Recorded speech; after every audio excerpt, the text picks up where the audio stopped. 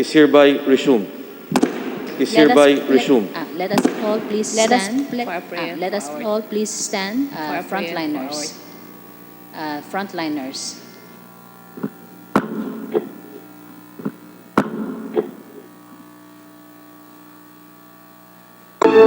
Nabathalang pagpapala para sa halang pagpapala para sa COVID-19 frontliners. Isang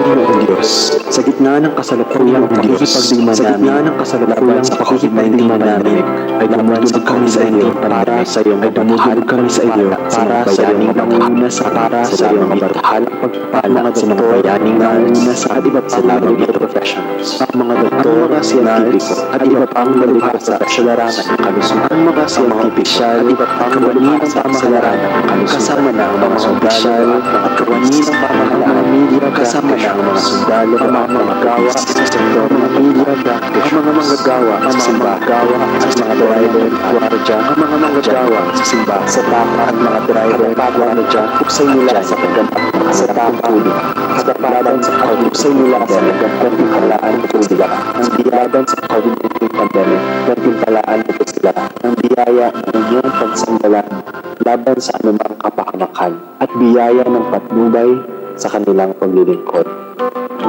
Sa hirap ng katawan at isip na kanilang dinaranas dahil sa mga kakulangan at kahinaan ng sistemang pangkalusugan sa aming bansa, biyayaan mo po sila ng ginhawang nadarama nila sa kanilang puso, ang ginhawang mula sa katotohanan dahil sa kanila ay nasasagip mula sa kamatayan sa pagsasakripisyo nila ng panahon at pagkakataon na makapiling, mayakap at mapangalagaan ang kanilang pamilya para makapaglingkod sa lipunan at sa mga biktima ng COVID-19. Pagkalooban mo po sila ng biyaya ng pangangalaga sa kanilang mga mahal sa buhay laban sa virus na kanila rin nilalabanan para sa iba.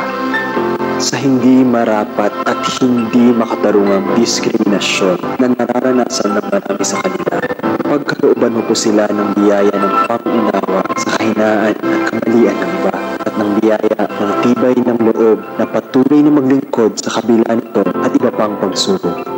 At sa marami sa kanila na nagbuwis ng buhay dahil sa pakikipaglaban sa COVID-19 pandemic, kupkupin mo po sila sa iyong kaharian at pawiin ang lungkot at pangungulila ng kanilang mga pamilya at kaibigan. Panginoong Diyos, paspasan mo ang mga COVID-19 frontliners upang hindi namin sila patuloy na mangunyasarin sa pagsubok na ito kung hindi patuloy rin silang matitiwaran namin sa pag-iibayan para sa iba at sa aming bayan. Gawaran mo po, Panginoong Diyos, ng iyong nabathalang pagpapala ang mga anak mong COVID-19 frontliners dahil sila ay tunay na daluyan ng iyong pagkalinga at pagmamahal sa amin. Amen. Please remain standing for the singing of the national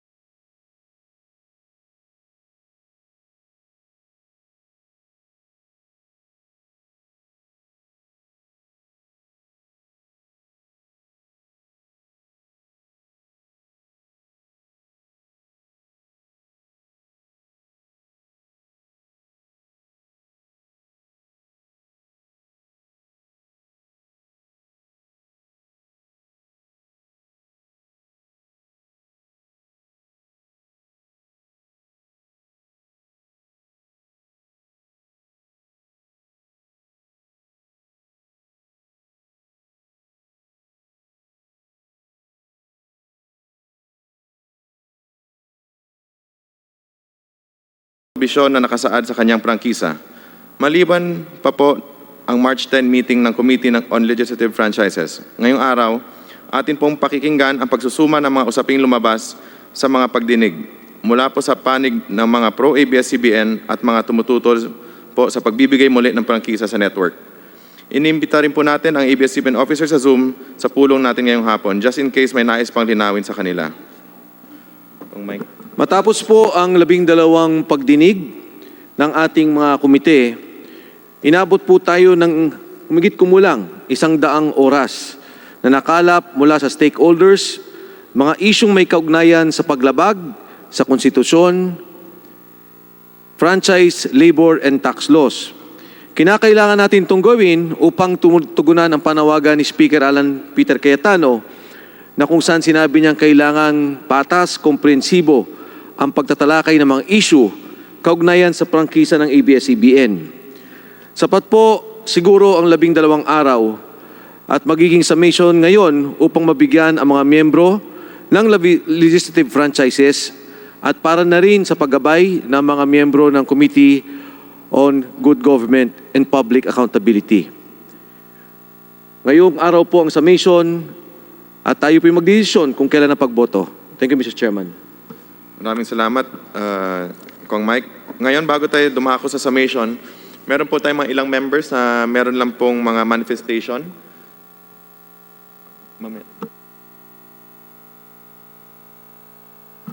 So, una po dito, nandyan po kasama natin sa Zoom, si Congressman Abellanosa. Kung Abellanosa, you are recognized po para sa iyong manifestation.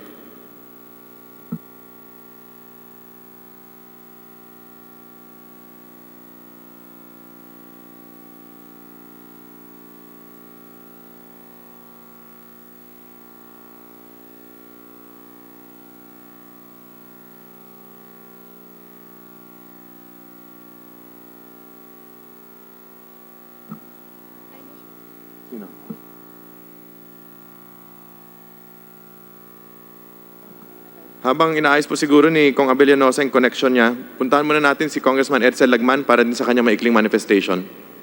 Kong Lagman.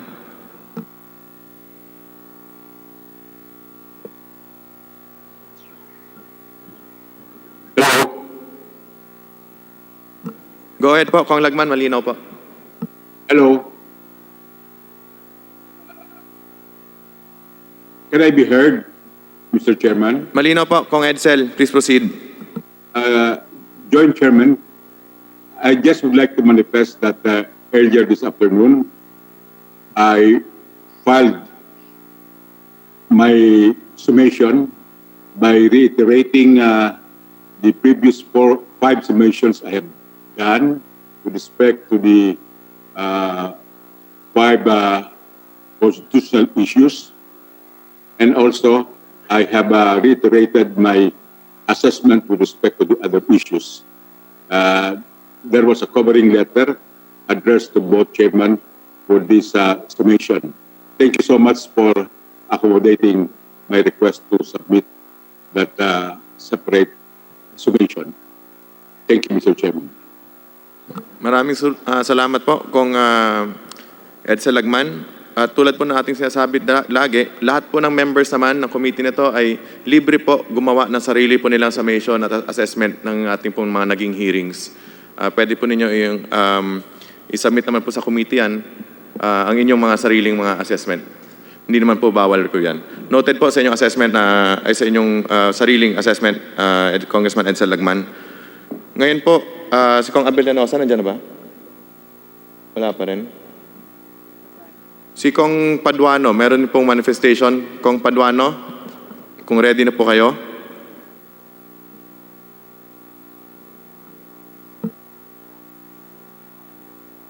Thank you, Mr. Chairman. Can you hear me, Mr. Chairman? Malinaw po. Thank you, Mr. Chairman. Chairman of both committees, Chairman Alvarez, Chairman Alvarado, distinguished colleagues, co-authors, and authors of this House bills, resource person via Zoom, good afternoon. Mr. Chairman, I choose to be silent behind the series of joint congressional committee hearings. on the quest of ABS-CBN broadcast network to have its franchise renewed. Though a co-author of House Bill 3713 that aims to grant for the renewal of ABS-CBN franchise, for one thing, I believe I should not be biased from the start of the committee deliberations.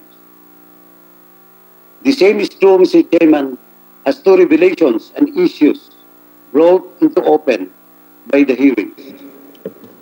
Despite my silence since day one, Mr. Chairman, I have been closely monitoring the proceedings, inquiries, discussions, the pros and cons, especially from the resource persons.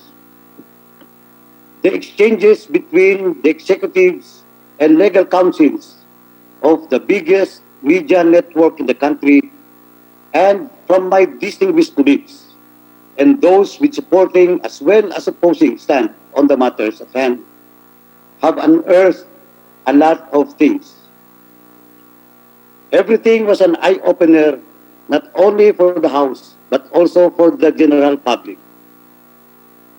Mr. Chairman, in my several years in the House, I have been consistent in my stand on pressing issues, no matter whether I was bashed or praised on multiple platforms. I stood my ground in advancing what I perceived to be necessary and vital.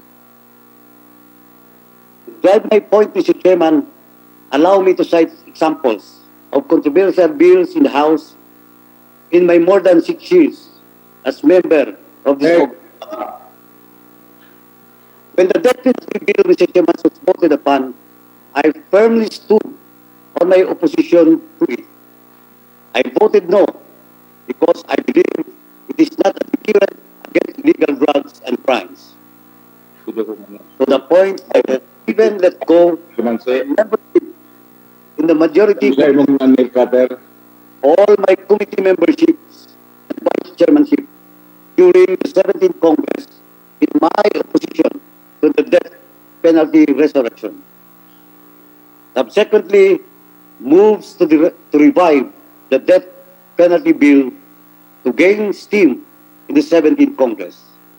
While the House swiftly passed the bill in March 2017, minus, of course, my vote, its counterpart measure remained with the Senate until the last session day.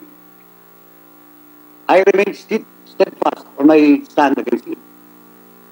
When we supported the trade law, Mr. Chairman, I also stressed that the law will guarantee that a portion of the revenue from sugar-sweetened beverages be passed to the sugar industry. Coming from the sugar-producing region of the country, I had to stand for the interests of the industry that redounds to my region.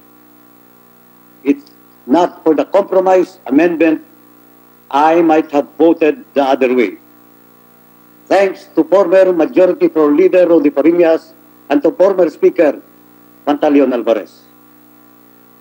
When the anti-terror bill was voted upon, Mr. Chairman, I voted a resounding yes because I believe in the objectives and the boost the law can give the Filipino people and the whole country in general, despite of the lobbying, the intense social media propaganda and pressure.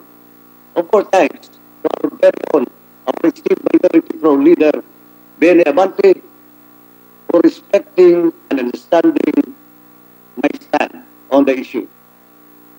This time, Mr. Chairman, I am again expressing and exercising what to me is fair in the midst of recent revelation in relation to ABS-CBN quest for a fresh mandate on its franchise. Although ABS-CBN has been dodging allegation of not paying the correct taxes, there seems to be an engagement with tax avoidance scheme by availing fiscal perks.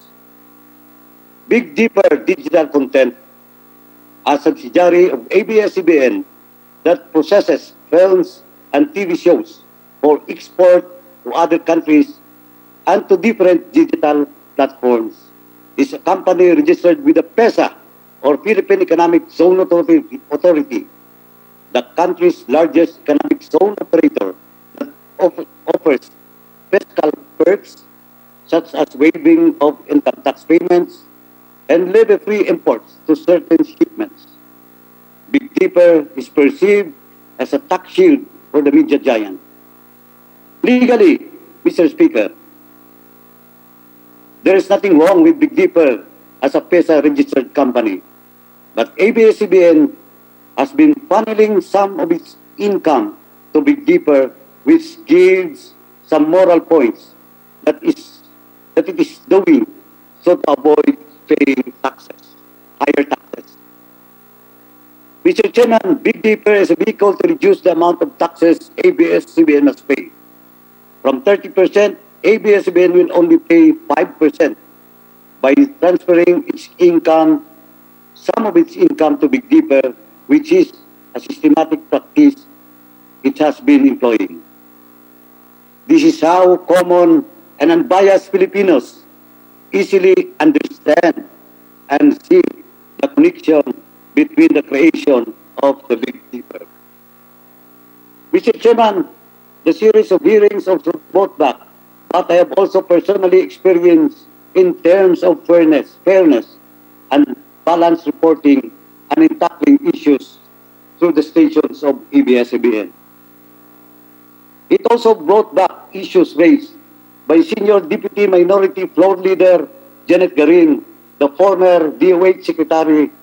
Issues had been repeatedly expounded in almost every hearing with the DOH.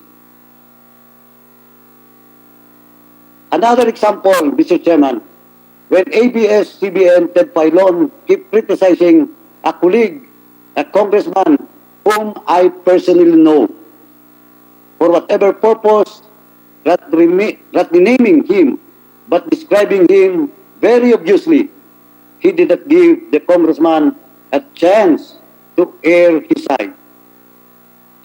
Mr. Chairman, and recently, during the time of PCQ, sometime March or April, ABS-CBN, based on a mere Facebook comment, Mr. Chairman, attack on air the quarantine facility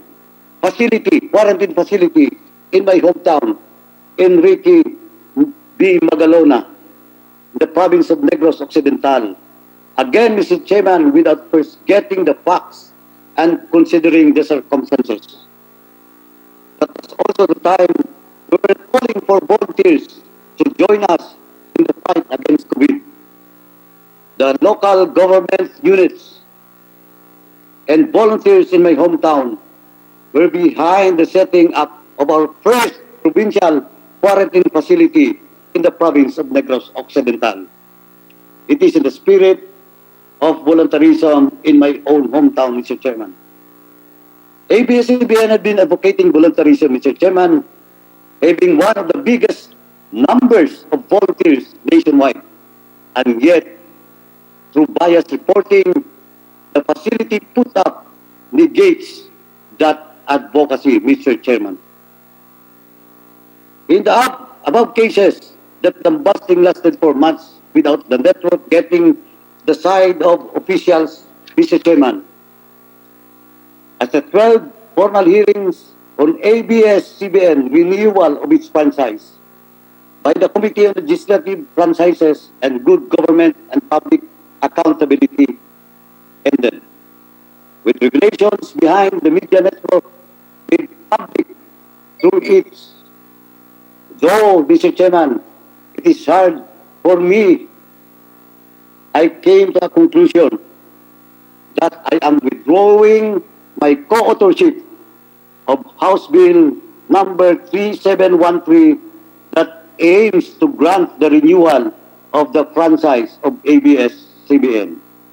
Mr. Chairman, before I end, I wish to ask for apology and understanding of my distinguished colleagues, Representative Joy Tambunting, the principal author of the said House Bill, and to ABS-CBN President, Sir Carlo Katigbak, sir, and to the ABS-CBN family.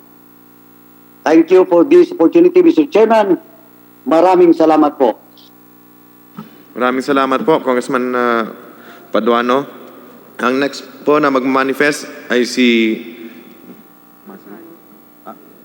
Congressman Ron Salo.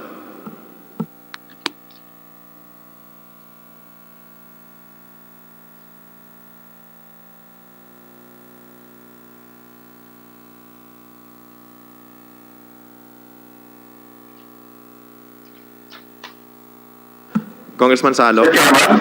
Yes, Mr. Chairman. Sige, please proceed po.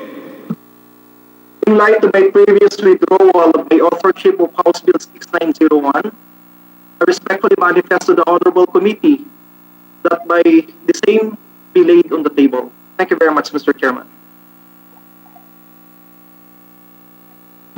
Noted po, Congressman Salo. Thank you.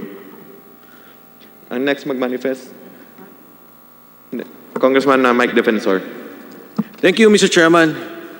Mr. Chairman, nito pong huling hearing natin dun sa political bias or sa bias ng ABS-CBN, hindi po masyadong nailinaw kung ano ba ang binabanggit nating sitwasyon o yung ating definisyon ng bias. Naintindihan ko po, marami tayong mga kasama na may sariling mga interpretasyon o pananaw dun sa personal nilang naging experience dito sa bias na pananaw nila na lumabas na mga pahayag sa ABS-CBN.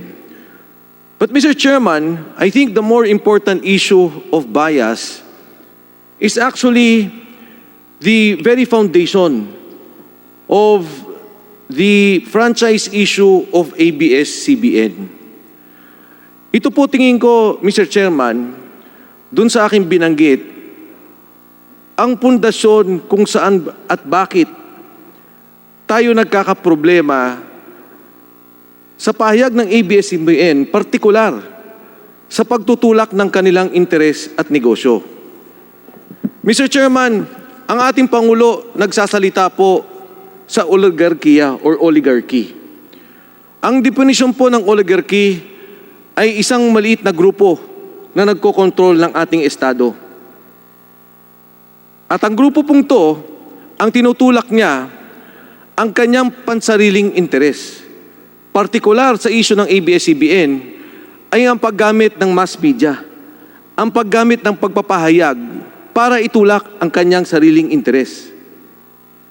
And so, Mr. Chairman, when the President mentions that we should dismantle the oligarchy in the Philippines o wasakin natin ang oligarkiya sa Pilipinas, ang kanyang tinutukoy, ang maliit na grupo na nagkokontrol sa ating bansa, nagkokontrol sa kinabukasan ng bawat Pilipino.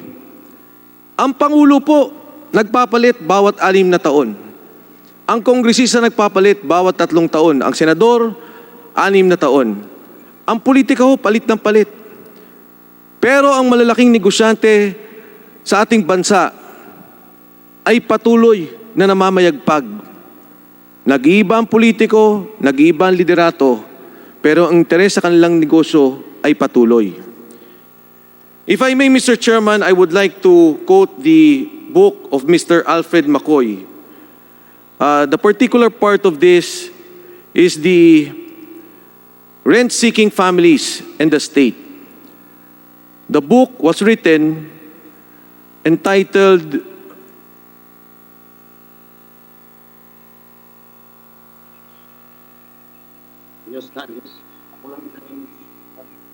Anarchy of Families, State and Family in the Philippines.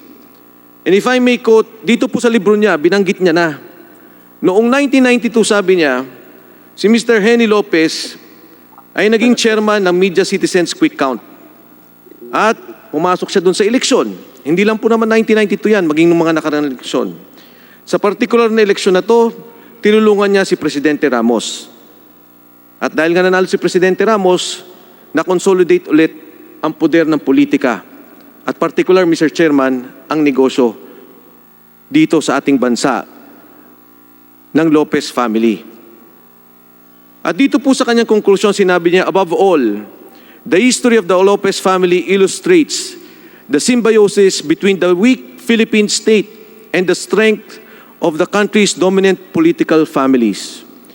a contradictory pairing of the state's broad economic powers with the executive's role as a political patron has made rent sinking an imperative for major Filipino families.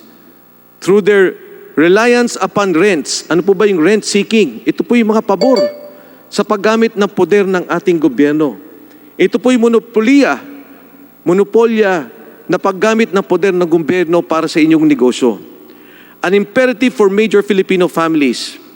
The reliance upon rents, these families can exploit the state's financial resources and regulatory powers to create optimum conditions from the growth of their corporations. Mr. Chairman, they say that a vote for the continuance of the franchise or a release or a granting of a franchise to ABS-CBN is a suppression of press freedom. But I say, Mr. Chairman, that a yes vote to stop the franchise is a vote to stop perpetuation of an oligarchic state, an oligarchy that continue to suppress our people. Mr. Chairman, if I may show the slide, ito pong isyong to ay isang maliit na bahagi ng problema sa atin, sa ating bansa. At ito rin po ay nakabalot sa negosyong itinutulak ng pamilyang Lopez. Mr. Chairman, ang Meralco po ay napunta sa pamilya Lopez ng taong panahon ng Pangulong Garcia. Hindi ho yan kahapon lang. Hanggang sa ngayon po, at kailan lamang nawala sa kanilang pagmamayari. Pero 55% po ng binabayaran nating kuryente ay galing sa mga planta or power plants na kanilang pinagagalingan sa pagdaan sa Meralco. Next slide. Mr. Chairman, ito pong mga plantang to, ang FGPC o First Gas Power Corporation, FGP Corporation, ay nagkaroon ng kontrata noong 1995, March 14, at July 22, 1999. Yan po ay may 25 taon, 25 years contract sa ating bansa na magtatapos ng 2025 at 2027. Ang Meralco ng panahong pinirmahan ng kontratang yan, sila din may-ari. Pumirma ang Meralco sa parehong kumpanya na silang nagmamay-ari. Next slide.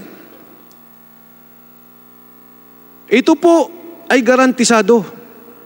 Kailangan bilhin ang kuryente na kanilang pinoproduce. Kailangan po na bayaran kahit gamitin o hindi ng Meralco. At syempre, sino ang nagbabayad? Ang ating pong taong bayan. Whatever cost, kanina ko pinakita ko sa inyo, 55%. 55% po ang nanggagaling sa power generation. Next slide. Ito po ay nabili ng Metro Pacific ng 2010 lamang. So for the past several years, since 1995 and 1999, ang power generation, pag-aari ng Lopez, ang Meralco, pag-aari ng Lopez. Pero dahil po nakatali ang kontrata hanggang 2025 at 2029 ay wala tayong magagawa. Kailangan nating bayaran ang kuryenteng yan, kailangan nating magbayad sa Meralco. Kahit na po ang Meralco gustong ibaba ang presyo ng kuryente, ay wala silang magagawa. Next slide please. Diyan po sa slide niyan makikita po na ang kuryente na nanggagaling sa First Gas Power Corporation, Santa Rita, at yung FGP Corporation, almost 30% ang binibili sa kanila ng Meralco. Diyan po nakalista rin ang iba pang mga power plants katulad ng South Premier Power Corporation, San Miguel Energy Corporation, na meron din pong kontrata sa Meralco. Next slide. Baka makulat ka. Ang binayaran po ng Meralco sa kanila noong 2018 ay 232 billion. Noong 2019, napakahirap dipinsan. ay 241 billion. Ang presyo po, ang binibili natin ng Meralco sa lahat ng power plants ay 86%. So the cost of what we pay, yung binabayaran po ng bawat bahay, 86% po yan ay nanggagaling sa power generation na binibili ng Meralco. Next slide.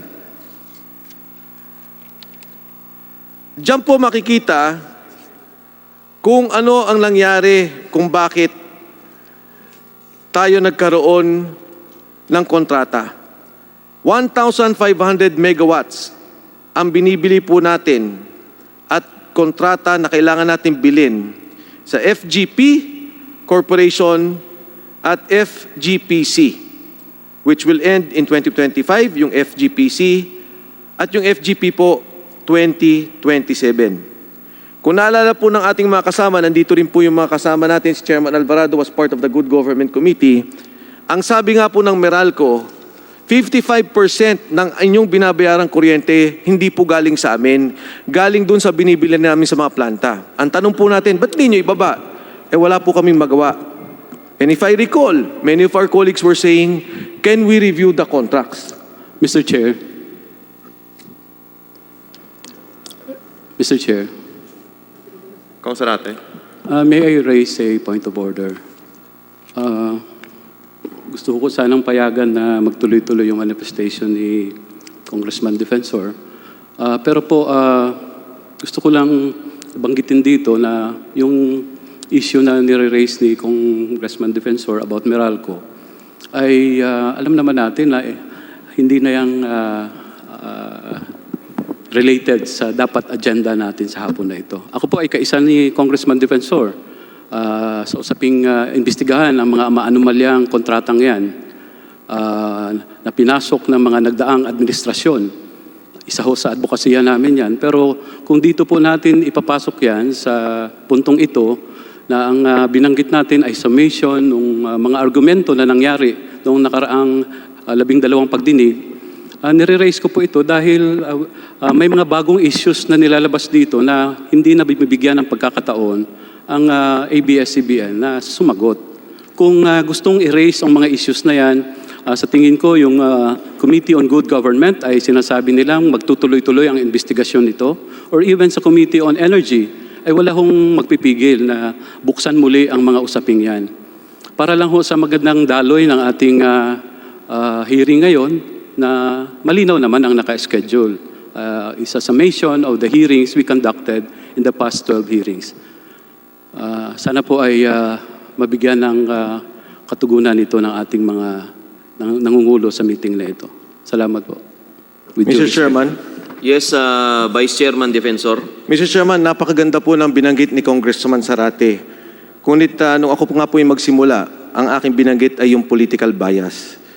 Sa isa pong pananaw, Mr. Chairman, at ako nananawagan din kay Congressman Sarate, dahil alam ko pong kayo ang isa sa mga nauna upang tingnan at sabing i-review ang itong mga kontratang to. Congressman Sarate, ang maaaring hindi natin nakikita at bibigyan ko ng pagkakataong sumagot ang Lopez, na katulad nga po ng sinasabi ko, ito pong usapin na to ay pagpagtatalaga ng isang oligarkiya. Ang ABS-CBN po ay hindi walay sa Meralco o sa first power plant, sa first generation gas plant. Ito po ay isang galamay ng mga negosyo na kung saan tinutulak nila ang kanilang interes. At bilang po isa sa mga nagmamahal ng bayan, Congressman Sarate, ako din po yung nananawagan sa inyo na wag lang po nating tingnan to bilang issue ng mass media. Tingnan natin ang kabuuan na kung saan ang oligarkiya ay tinutulak ang kanilang interes sa pamamagitan ng paggamit ng mass media para po sa katulad nitong negosyo ng pagtaas ng ating kuryente. Nananawagan din po ako sa inyo, Congressman Sarate, na lawakan natin ang ating pananaw sa pagtalakay ng issue ng ABS-CBN. Ako po'y naniniwala na nakikita ninyo ang maraming mga issue na bumabalot sa ating lipunan at isa sa inyong mga pinaglalaban ay ang pagtigil ng malalaking interes, ang pagtigil ng mga interes na nakakasama sa ating pangkalatang sambayanan.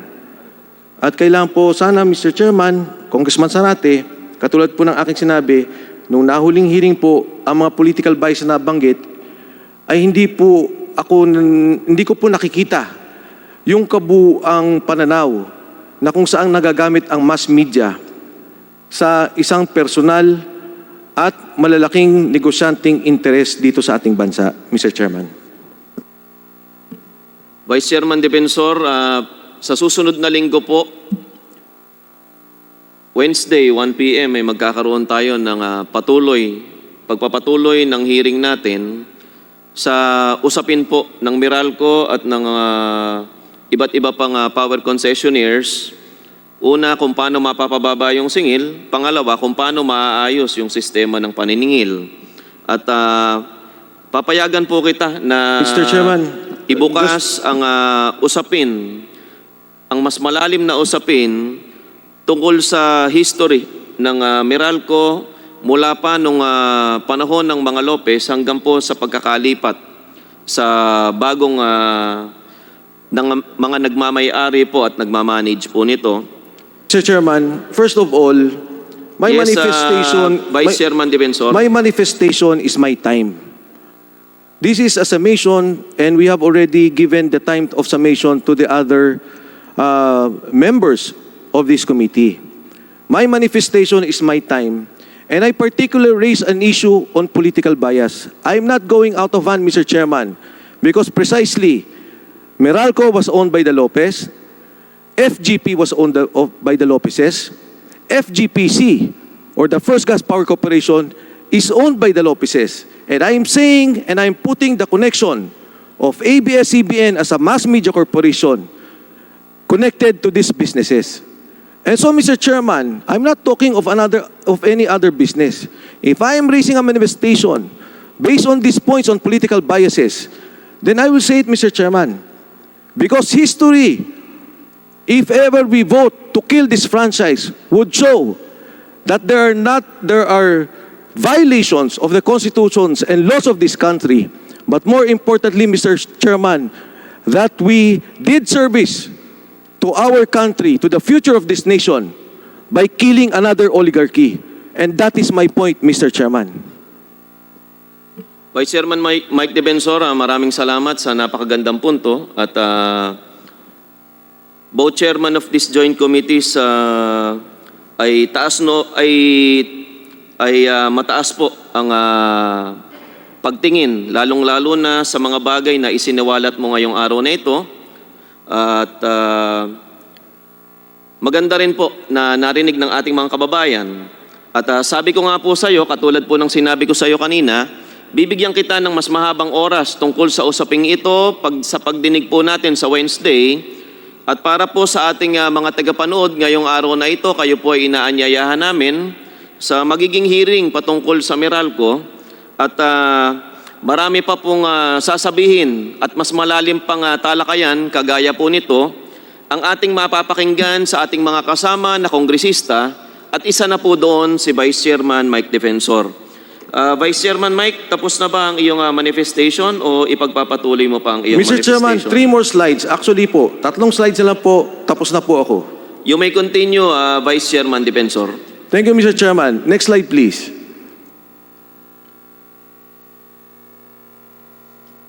Sige po, Mr. Chairman, isa-summarize ko lang po dun sa, yan.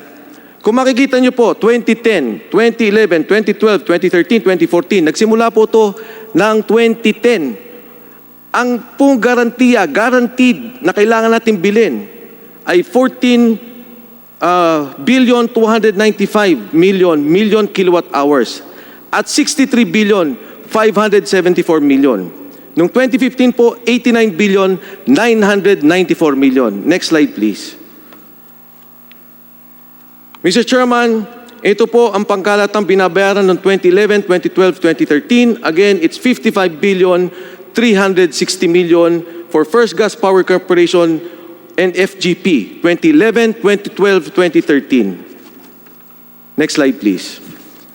Mr. Chairman, I will just end my manifestation. Inuulit ko po, ang nagsalita po tayo ng political bias hindi para sa personal na ating pananaw. Pag nagsalita tayo ng bias, tinitingnan natin ang malawakang impluensya ng mass media sa kanilang negosyo. Totoo, sa sitwasyon natin ngayon, maraming negosyante kinokontrol ang politika. Pero ibibigay mo pa ang pagkontrol ng mass media para itulak ang agenda at interes ng malalaking negosyante. That, Mr. Chairman, I will not allow. Thank you. Maraming salamat, Kong Defensor. Ang sunod po na magbibigay ng kanyang manifestation ay si Congressman Mark Go. Congressman Go. Thank you, Mr. Chair. Mr. Chairman, Congressman Franz Alvarez of the Committee on Legislative Franchises, Mr. Chairman Jonathan Alvarado of the Committee on Good Government and Public Accountability, honorable members of this august body, our friends from ABS-CBN, fellow sponsors, friends, ladies and gentlemen, magandang hapon po sa inyong lahat. Let it be known that in the issue of granting ABS-CBN a new franchise, those bearing the brunt of the commotion surrounding it are not limited to the Lopezes or the Katigbaks or the network's roster of celebrities. Those who undoubtedly suffer from the lack of decisive action on ABS-CBN's authorization to operate, apart from the 11,071 workers and their families who stand to lose their livelihood in this pandemic, are the Filipino people. After having been present in all the 12 hearings on the franchise, having listened to the allegations forwarded by my honorable colleagues in Congress, my position remains that the franchise of ABS-CBN be swiftly granted. The issue surrounding ABS-CBN's franchise is ultimately an issue of public service and the national economy. As the largest broadcasting network in the country, ABS-CBN has undoubtedly been at the forefront of providing genuine public service to the Filipino people. When ABS-CBN's free television and radio broadcasts were shut down, many Filipinos in remote areas and less privileged communities lost their only source of information and entertainment, vital especially in today's times as we deal with the physical and psychological effects of the pandemic and the community quarantine. Over the years, ABS-CBN has served as a primary source of information in times of natural calamities, terror attacks, and public health crisis. The network has always been at the forefront of mobilizing Filipinos in soliciting donations and joining relief operations during challenging times. As ABS-CBN's free broadcasts were ordered to be closed, we lost one of the biggest partners in communicating to Filipinos not only public health and safety measures, but also our national policies, guidelines, and plans of action in this fight against COVID-19. In a world where disinformation is prevalent and information and knowledge sharing is crucial in transitioning to a new normal, are we choosing to leave behind in darkness the many Filipinos from far-flung areas reached only by broadcast signals of ABS-CBN? Are we going to leave households vulnerable to the wrath of natural and public health calamities? For 60 years, ABS-CBN has not wavered in providing public service to the Filipino people.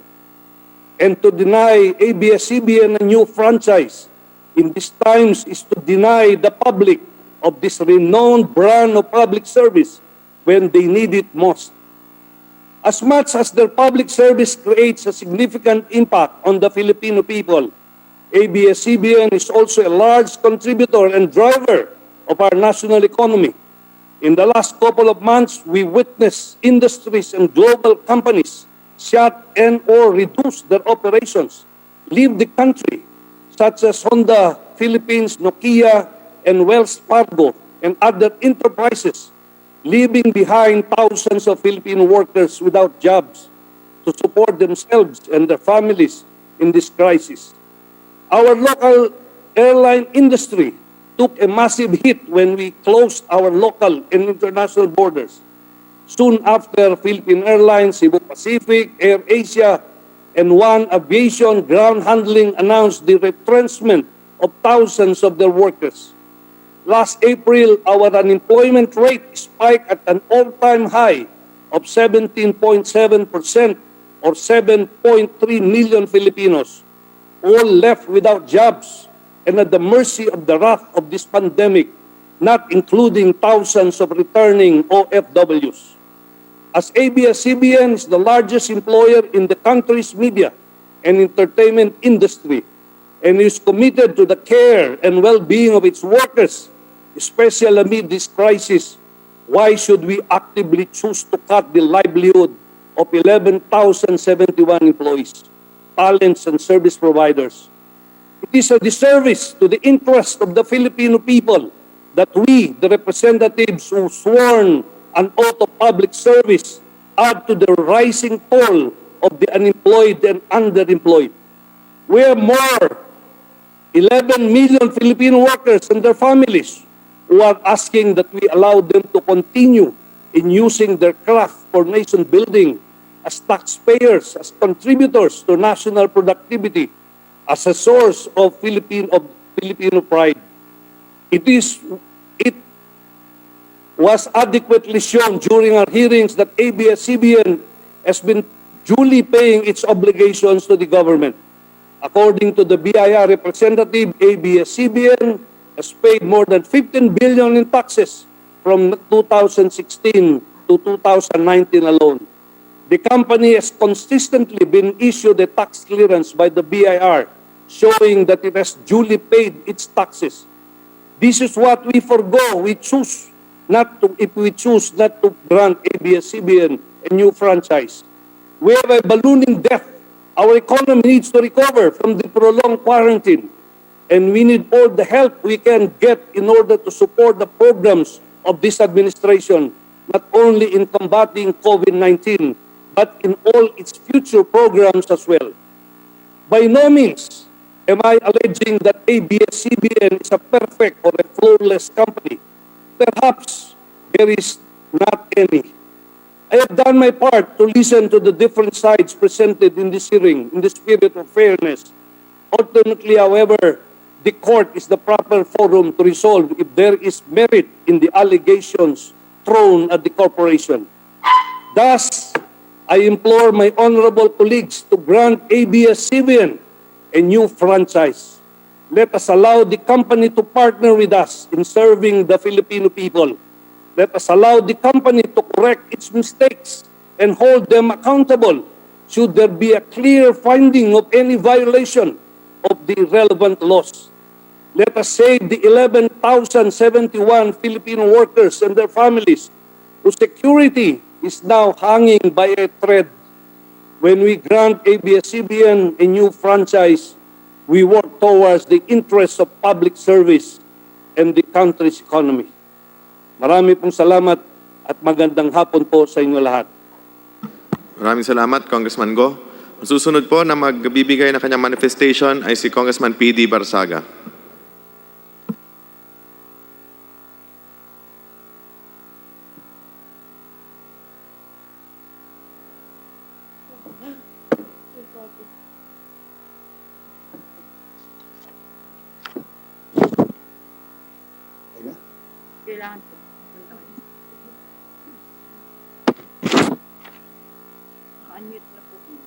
Kong PD.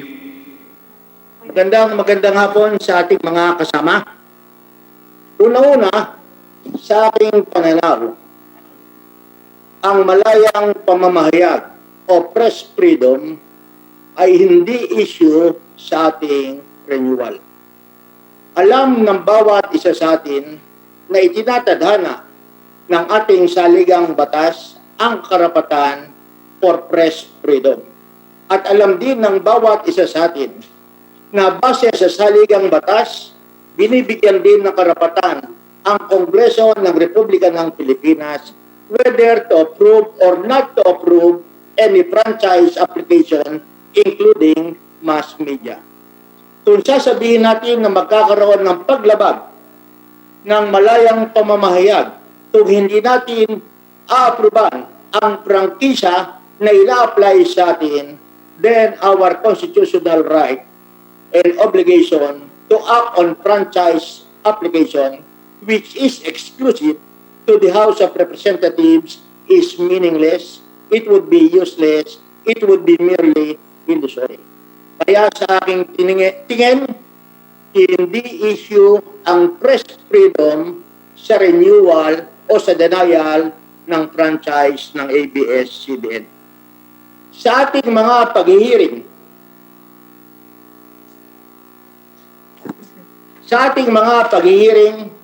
nakita natin ang ABS Holdings Corporation. Ditong lahat nilalagak ang mga shares of stocks ng ABS-CBN Corporation na umabot sa daang-daang milyong shares of stocks at PDR. Ngunit mula noong 1999 hanggang sa kasulukuyan, inamin ng accountant ng ABS-CBN Holdings Corporation na wala silang opisina, na wala silang full-time employee, at higit sa lahat, bagamat sila kung minsan ay mayroong net loss, mayroong mga milyong-milyong operating expenses, daang-daang milyong interest income, ngunit wala silang net income. Every year, wala silang binabayad na taxes. Nakita rin natin ang Big Dipper, na kung saan ito ay PESA registered, nagkakaroon ng pre-importation, nagkakaroon ng mga malalaking income, ngunit tax exempt sa PESA. Sinabi rin ng mga kinagawan ng ABS-CBN na kung sakasakaling meron silang hindi nabayarang buwis at magkakaroon ng assessment ang Bureau of Internal Revenue, they have the right to protest at kung kinakailangan, pwede silang mag-compromise sapagkat ito ay isang karapatan na itinatadhana ng National Internal Revenue. Sa madaling sabi, ang lagi nilang sinasabi, tax avoidance ang aming ginagawa at kung anumang karapatan ang aming ginagawa na hakbang, ito ay inaalaw o pinagbibigyan o hinahayaan ng ating mga batas. Narinig din natin ang mga hinaing ng mga empleyado ng ABS-CBN. Katulad ni Weng Hidalgo, magpapile sila ng kaso, magpapile sa labor arbitration, aabutin ng taon, kapag sila ay nanalo o natalo, dadalhin sa National Labor Relations Commission, dadalhin sa Court of Appeals, and finally, sa Korte Suprema. Umaabot ng 15 taon. At ang laging sinasabi ng ABS-CBN, that is our right. The right to contest the case filed against us from labor arbitration up to the Supreme Court. At sa usapin naman ng taxes, ang inahim ng ang lagi nilang sinasabi, kung PD, pag taxes ang pinag-uusapan, alam niyo naman na kaming salaried employees, 15 at katapusan, automatic ang pagtatanggal ng aming withholding tax. Pero pagdating naman sa malalaking korporasyon, nakikita namin, base sa inyong investigasyon at pahayag, na hindi sila nagbabayad ng tamang buwis. Bilang isang manananggol, lagi naming sinasabi at laging pinapaalala sa akin ng ating mga magagaling na hukom, not everything licit is honorable. Hindi lahat ng hinahayaan ng batas ay marangal. We have the so-called corporate social responsibility. Meron din tayong ethical and moral considerations. Ngunit sa bilyong-bilyong kita ng ABS-CBN, bagamat sila ay may tax avoidance, bagamat ang kanilang ginagawa sa apelasyon ng kanilang mga empleyado o sa protest sa Bureau of Internal Revenue ay itinatadhana ng ating batas, I think the bigger issue would be the social and moral considerations of a big corporation like ABS-CBN Corporation tungkol sa kanilang pamamalakad para sa kapakanan ng bansang Pilipinas. Munti pa akong bata, naalala ko ang slogan ng isa sa pinakapopular na Pangulo ng ating bansa, si Ramon Magsaysay. Ang sabi niya, those who have less in life should have more in law. Ngunit sa nakikita ng ating mga kababayan, ang kanilang laging sinasabi sa akin, kung hindi sa ngayon, those who have less in life also have less in law. Maraming salamat at magandang hapon sa inyong lahat. Maraming salamat, Kong PD. At ang para sa pinakahuli na magbibigay na kanyang maikling manifestation, si Congressman Bebat Abellanosa.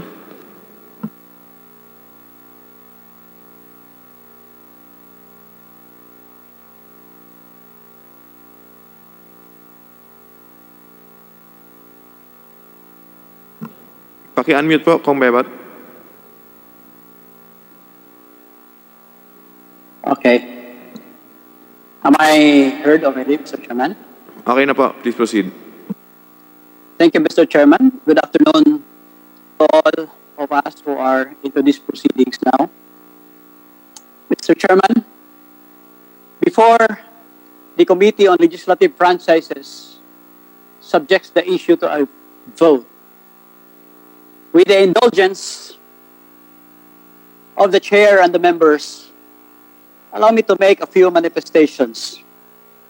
Mr. Chairman, ABS-CBN through its various programs has been a significant part of many Filipinos' lives. For almost 7 decades, ABS-CBN has played a role in the Filipino household. It has served as a companion on the ride to and from work, a reprieve for some from their dull and dreary days as they reimagine their lives through the teleseries and movie characters, a primary source of news and information, especially for those with limited or non-existent access to the internet. For several thousands, one that provides an opportunity to earn either through employment or business transactions, and sometimes even to a lucky few, a fairy godmother that makes their wishes and dreams come true. To deprive them of a franchise is tantamount to curtailment of the freedom of expression, a basic right that has been enshrined in our 1987 Constitution precisely because of a similar, though not exactly the same series of events that threatened and derided such freedom of the press. Mr. Chairman, our mandate as Congress is to grant franchises so that public utilities, including broadcast networks, may be allowed to operate. If in the course of their operations, they violated some laws, then let the courts settle this, as that is the mandate of the judiciary, not ours. On the arguments about the corporation being an unjust employer, is our solution then a total shutdown so those employees enjoy proper benefits and salaries would equally lose their jobs? Should we also cancel the franchises of other networks engaging in similar practice, including the government-owned PTV4? We have been crying for unbiased media reporting, yet we complain when news segments go against our favor. This is a time of crisis, Mr. Chairman. We are in the midst of a pandemic that not only caused our health systems numerous problems with a continuously growing number of cases, but has also crippled our economy because of the necessary lockdown that was imposed in most of the country, especially here in the city of Cebu. The government, in its efforts to minimize the economic impact of the pandemic, has designed programs to assist companies to enable them to sustain their operations, thereby generating revenues and keeping employees at their jobs. To shut down an institution that has lasted for 2/3 of a century, one that has contributed greatly to economic activity, both directly and indirectly, would be an incongruent step towards the country's economic recovery. Mr. Chairman, I would like to ask that the committee members to really listen to their constituents and to vote according to the dictates of their conscience, I am, however, hoping that this issue can still proceed and be taken up in second reading, on third reading in the plenary, to give opportunity to all of us representatives of the people, to all members of the Committee on Legislative Franchises, and to have our voices also heard and our votes counted, given that this issue is of national importance. And in the end, Mr. Chairman, after everything has been said, for or against the bills seeking the grant of the ABS-CBN franchise, this representation from the 2nd District of Cebu City humbly calls on the members of the Committee on Legislative Franchises and the others who are called upon today to render a crucial judgment. Let us pause for a while, bow our heads in humility, close our eyes to our personal biases in order to open and let in a greater vision for our nation, and to seek further erudition and wisdom from the Almighty. And as we examine our conscience, guided by the enlightenment of the divine providence in making a final judicious vote, please ponder and cogitate and ask ourselves questions, talk to our conscience, and make a judgment, a wise and judicious judgment. Thank you, Mr. Chairman. Maraming salamat, Kong Abellanosa. At ngayon naman po, atin pong hearing suspended for a few minutes.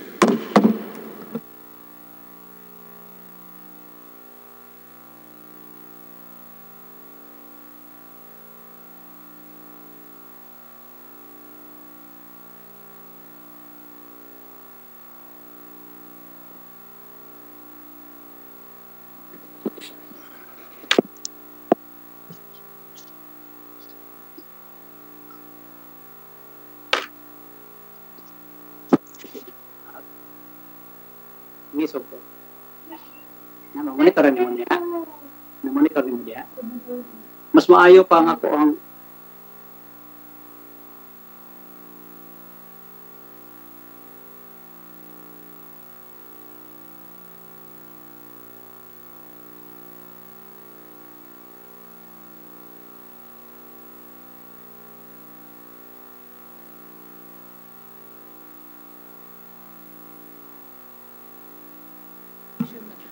Hearing resumed.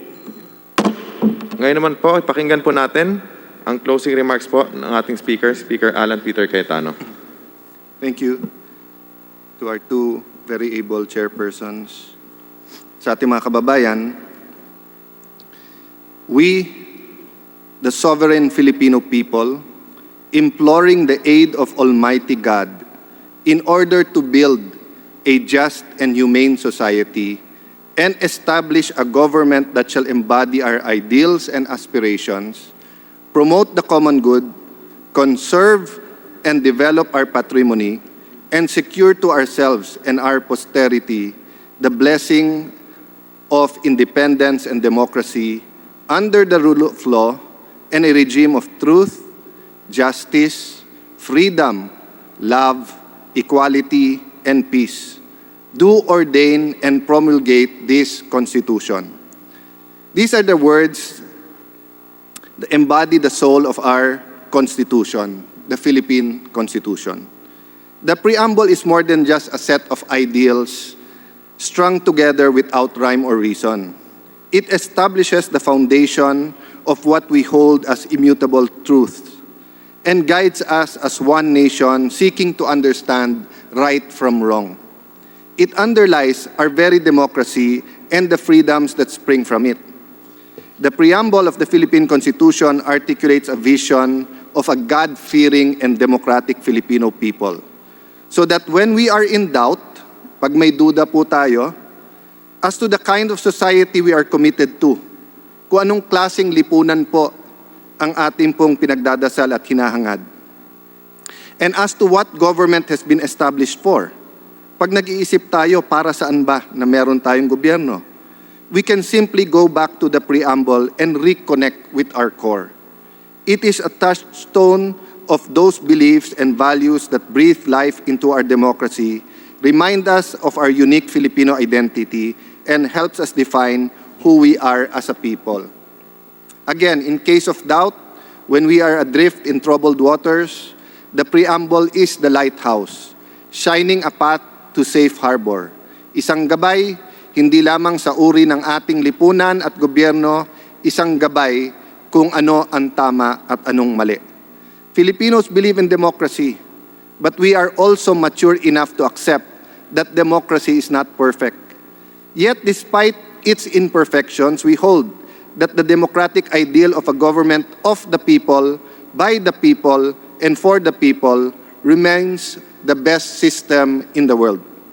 At a time where so much of what we thought was permanent has been shown to be mere illusions that can be washed away in an instant, the words of the preamble provides a comfort to our people, as it speaks of a vision of the Philippines that is built on equality among its citizens and an abiding trust in the democratic institutions that are meant to protect and promote our well-being. In crucial times, I constantly look to these words that articulate our common vision. As I ponder on the matters that are laid before the House of the People, I do not speak merely about the franchise application of one network, but rather of the bigger picture that it represents.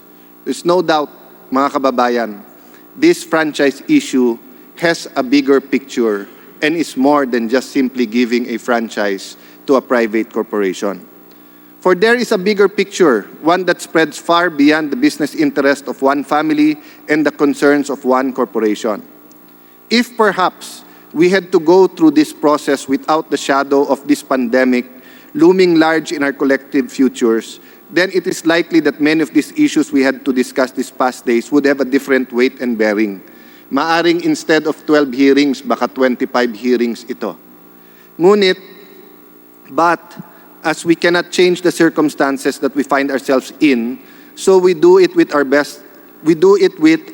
as best we can, with the resources that we have and the time that we have on hand. Taken against the massive loss of lives and livelihood brought about COVID-19, the issue of this franchise pales into nothingness.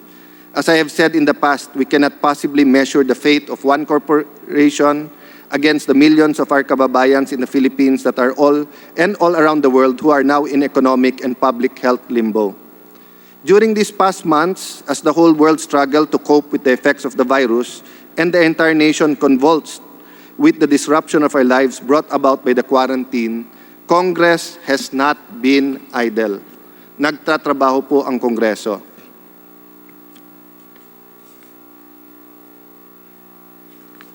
To our critics, yes, we may disagree on many things, yet it is not only unproductive, it is irresponsible, and it is irresponsibly detrimental to our collective efforts to defeat COVID-19 when we give a public and false impression that we in the House of the People have not been focused during this crisis or are somehow not in touch with what was happening on the ground. Nung hindi namin tinetake up ang ABS-CBN, sabi ng pangalawang Pangulo, i-take up nyo kaagad. Ngayon na nag-tinetake up natin, marami daw mas importante. Yes, as we required of us and despite valid reservation, we have tackled the contentious matter of the franchise application of ABS-CBN. But away from the public limelight and media scrutiny, we have also prioritized the needs of our citizens in response to the current crisis. Aside from Republic Act 11469 or the Bayanihan to Heal as One Act that provided more than 200 billion pesos for the government social amelioration program and more than 100 billion more for response, including for our frontliners and for PPEs. This also includes, among other, the passage on second and third reading of House Bill 6817, an act that penalizes the discrimination of people afflicted and suspected to be positive with COVID-19.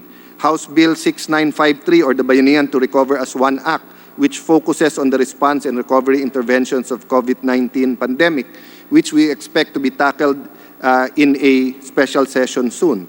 House Bill 6815, the Arise or Accelerated Recovery and Investment Stimulus for the Economy of the Philippines Act, a stimulus package with an appropriated amount of 1.3 billion, which we are looking for.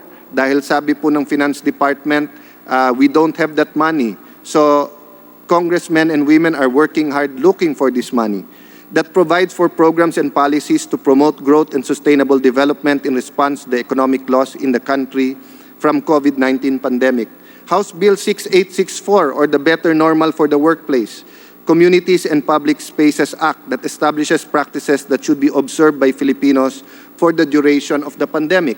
House Bill 6920, the Cures or COVID-19 Unemployment Reduction Economic Stimulus Act, that establishes a special fund with an appropriated amount, a few billion pesos, that shall be dispersed primarily for the implementation of infrastructure projects across this priority area. Sorry, I think to the trillions of pesos, no? Health, education, agriculture, local infrastructure, livelihood. Or yung sinasabi po natin na agriculture and tourism-related infrastructure. As well as 10 other bills pending and resolutions specifically for the purpose of helping our frontliners. We have held investigations in aid of legislations and inquiries to the Meralco billing of our electricity consumption. We have heard the DSWD on the 4Ps, the social amelioration. We have heard the different departments involved in the repatriation and reintegration of our OFWs. So hindi po natutulog sa pansitan ang Kongreso. I say this for the benefit of our Vice President, who, despite appearing to be clueless as to the real work of this Congress, has done nonetheless feels it's her duty to instruct this House on how it should conduct its business. Ginagawa po namin trabaho namin, hindi lang po nalalive sa TV, lahat ng aming mga hearings. I have directed our Press and Public Affairs Bureau to provide the Office of the Vice President or the Office of Vice President Robredo with the pertinent bills for her future press statements. And so there is hope. There is a light at the end of this particular long and dark tunnel. And no, it is not the light coming from an oncoming train. Rather, it is genuinely the rays of a new dawn. This is the hope that springs from the ideals set forth in the preamble. One that cannot be extinguished by famine, war, pestilence, nor perish in even the most toxic political climate or the deadliest pandemic. Before we even started with these hearings, I, with many of our colleagues, had already expressed our apprehension that the divisiveness that comes with this franchise issue may be too heavy a burden for our already overtaxed political balance to bear. Sadly, I note that my fears to some extent have been realized. Instead of being a process of understanding and healing, the take no prisoners, give no quarters attitude of extremists on both sides of the question, lalo po sa social media, have only served to widen the gaps between our people. And as we draw the hearings to a conclusion, we are nowhere near to resolving the political divide. Yes, malapit na po tayo from deciding and solving this issue. Pero po, kailangan din pansinin ng Kongreso yung pagkawatak-watak ng mga kapwa Pilipino. But we must do so. Our survival depends on it. We cannot continue on as we have in the past. The destructive swat left by the virus on our lives had made sure that there's no going back to how we lived once before. No, yung old normal, wala na po yun. We're looking for a new normal, a better normal. Pero let's not kid ourselves na yung dati nating alam na buhay ay mababalikan basta-basta. We can only move forward, whether it is dealing with COVID-19 or dealing with the ABS-CBN franchise application. As a people and as a nation, we find ourselves at a crossroads. A crossroad where we actually do agree on many things. Yet, ironically, we remain in disagreement on how to deal with the vital decisions that we have agreed upon. Just a few minutes ago, you heard Chairman Mike Defensor and you heard our Deputy Minority Leader argue on certain things. But actually, they are in agreement about the dangers of oligarchy in our country. So meron po talagang agreement, pero meron po talagang disagreement. Example po, we all agree that we have to get rid of illegal drugs and narcotics. But we disagree how. We all agree that crime is a problem and that must be addressed immediately. Lalo po pag nakita natin mga karumal-dumal na krimen na napapanood po natin na nangyayari halos araw-araw. But we disagree on the solution. We all agree that we have to deal decisively with terrorism.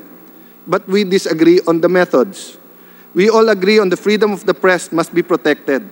But as these hearings have shown, we disagree from whom and how.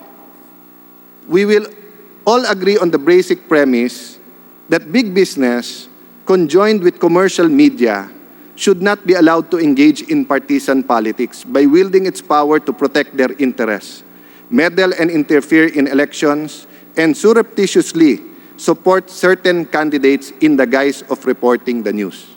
Ulitin ko po siguro agree po tayong lahat na ang malalaking negosyo, lalo po kung sila po ay powerhouse sa media, hindi dapat makialam sa eleksyon para protektahan ang kanilang kandidato o itaguyod ang kandidato para maprotektahan ang kanilang interes. Sa hearing na to, walang sino man po sa pro o anti ang nagsabing okay yan. Ang naging usapan, kung ginagawa ba yan o hindi ng ABS-CBN at ng pamilyang nagmamay-ari nito or Lopez family. So we agree on the premise, but we disagree on many other things. We will agree on how we must deal with not just the particular franchise of ABS, but on the larger issue of big business and media's partisanship in our electoral process.